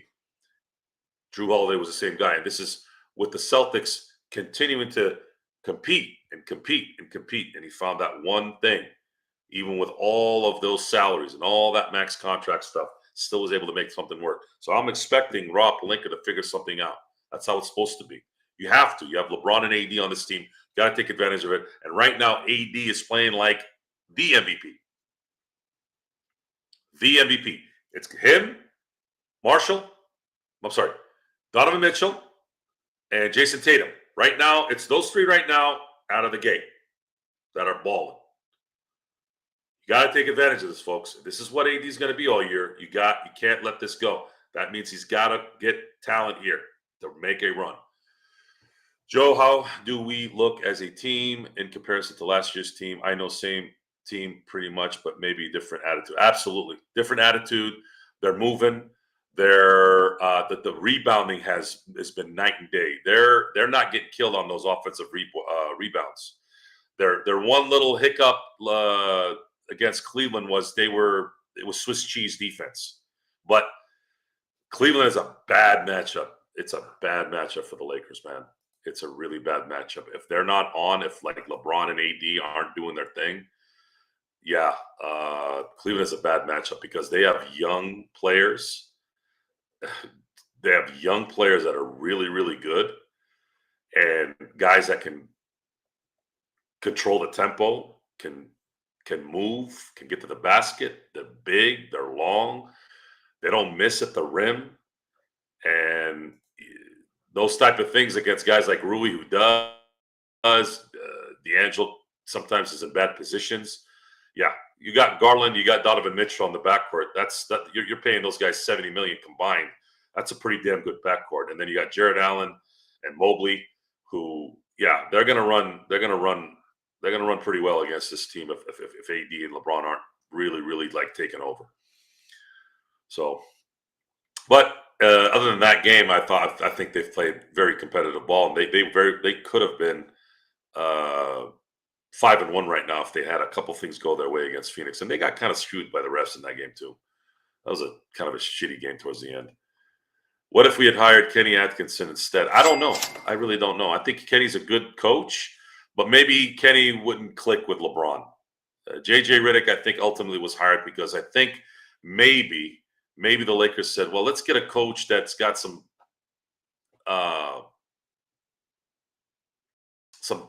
untapped talent, but also we don't have to worry about him not liking LeBron or LeBron not liking him. I think that's what it's looking like right now.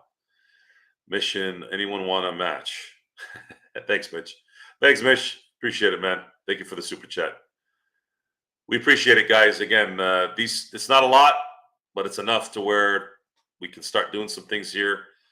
Subscription numbers are going up a little bit quicker now than they were during the summer. So thank you again for all your help, guys. I really do. I am going to possibly be off tomorrow. I might sneak in if the Lakerholics are on, just to talk on the chat. Yeah, they'll be on at noon tomorrow. I can't hear you, G. Can you hear me now? Good. So they'll be on at noon tomorrow.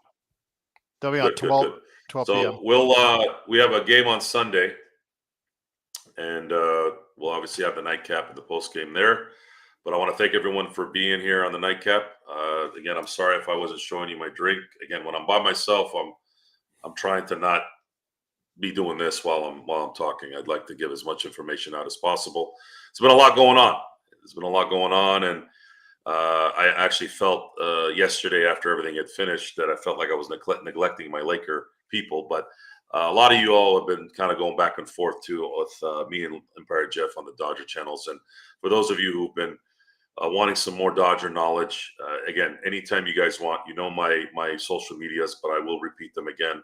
You can get me on Facebook at Johnny Blade. You'll see now, instead of the Punisher logo, you will see the statue of Freeman.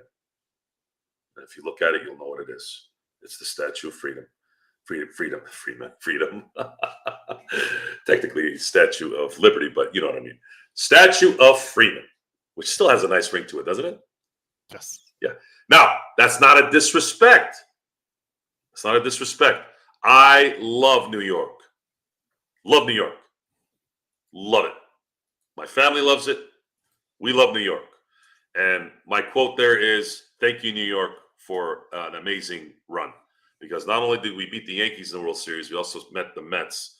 It just adds more of a button to this because they beat those teams. They beat every team I wanted them to play in this run. I wanted them to beat the Padres, to let the Padres know that they still need to check themselves. I don't hate the Padres, though. I do not hate them. I like the banter. It got exciting. It made the wins more exciting, especially with the way the Dodgers dominated them after all that crap talking. It's nice. I don't dislike Manny Machado. I don't dislike Fernando Tatis. They made it fun. I tip my hat out to them as well. Tip my hat out to the Mets and obviously the Yankees. So again, if you guys want to reach me on Facebook, you can private message me. Again, it's Johnny Blade. That's my moniker because of my work with Sin Blades. That's what people know my business from. Johnny Blade is a character for my work. And then look for the Freddie Freeman Statue of Liberty pose on my picture. If you want to reach me at Instagram, it's sinblades_turf. You can PM me there as well or direct message me there as well. And of course, Twitter, it's Joe Soro LFB. I don't really post a lot of times there. I do on occasion. But to me, X/Twitter is a cesspool that I hate and don't like to be around too much. But when you contact me through there, I'll always answer. Mark and I always talk through there. Thank you, Sean. He has matched the super chat of M24, matching 9. He actually won up to you, M24, by 1 penny. You $10. Thank you, Sean. Truly appreciate it. And just all that teasing aside on Edie, I hope he does become something. He's lost weight. He's now more athletic. He's able to go ahead and like Joe said, he's able. Can he be able to defend, or do they put him out on an island each and every time? So far, all the rookies have struggled, Connect included. The only one who hasn't, I guess you could say, is Dunn in Phoenix. Right now, again, they're all struggling, but Edie might have a place in this league after all. And of me and a lot of other individuals, Joe, a lot of other people that didn't think highly of Edie. I mean, this time, last year, he was like in the 50s. He was actually told he should go back, so he went back for his senior season. You saw what happened, and more power to him if he can make it in the league, Joe. He will have to adjust, though, folks. You can't be the back of the basket type guy. He's gonna have to turn into the next Brook Lopez, and he has that potential, but he's gonna have to put in the work. Jeremy, the question you asked about Ohtani talking English. So for those who don't know, he speaks English to everybody in the clubhouse. He speaks enough English. The thing is, when he's being interviewed, he likes to speak. He likes to control the marketing of himself. And a lot of it is towards respect and humility. And it's more articulate when he has a translator and speaking in Japanese. But if you hung out with Ohtani in the clubhouse, he speaks English, and he's actually a prankster. He actually messes with people. So Ohtani, I mean, there's no words. There's no words to baseball. For those of you who are going to start watching more baseball commentary from us on the other side, you're going to learn a lot if you don't know a lot about baseball, folks. Baseball it's an absolutely beautiful game. It is such a beautiful game. I absolutely love baseball. Love football, love basketball, love baseball. And when baseball's played a certain way, it is just an absolute gem. And the Dodgers play baseball the way you dream of a team, of your team playing. You got clutch players, you got smart players. They compete and they beat the top of the line talent. The Dodgers beat every single team that was in the top four. The top four teams in this league were the Mets, Padres, Yankees, and Dodgers. And what can you say? I'm gonna connect it with the 2010 team where they beat Phoenix. They were really good in the West, next to the Lakers though, and then they beat. Although the Celtics were a 50-win team and a 4th seed in the East, they were the best East team that year, despite the record. And it does feel a little bit better because you look back, a championship's a championship. I'm still going to enjoy it. Don't get me wrong. The Orlando championship was nice, but it wasn't like beating the Celtics, right, G? Beating the Celtics is the ultimate. I mean, I'm not, again, if you came to me and said, Joe, you're going to beat the Orlando Magic for every year for the next 5 years, I take it 100%. Believe me. I said the other day that the two greatest championships for me personally was the Lakers winning on Boston's home floor and the bubble championship because of what the world was going through, what my family was going through at that time. It just meant so much emotionally. So those are the two that mean most to me. They're all great. Don't get me wrong. But yeah, I think those are the two that mean most to me. Just because, and the Boston one is for obvious reasons. Winning on their home court was absolutely justifying, in my opinion. It felt so good. And it's very difficult to say this because I really like the New York Yankee team as well. Brett Boone is a good guy. Loved Stanton, loved Judge. Even Chisholm Jr. being kind of like he's, that guy plays baseball like he enjoys it. He plays and he enjoys it. And you want that. You want that enthusiasm. And guys like Rizzo are good dudes. And this just good people, good guys. But what gave me a lot of satisfaction is that piece of shit those two pieces of shit they could have injured Mookie Betts. At least the guy next to that moron trying to get the ball out of the glove. Those guys and a lot of the people that were, a lot of the reactions, I was getting a kick out of all the reactions from the Yankee fans on YouTube. And those guys, I was glad that those guys saw what happened. Hated the fact that Judge had to be the guy that screwed it up. And of course, Garrett Cole as well.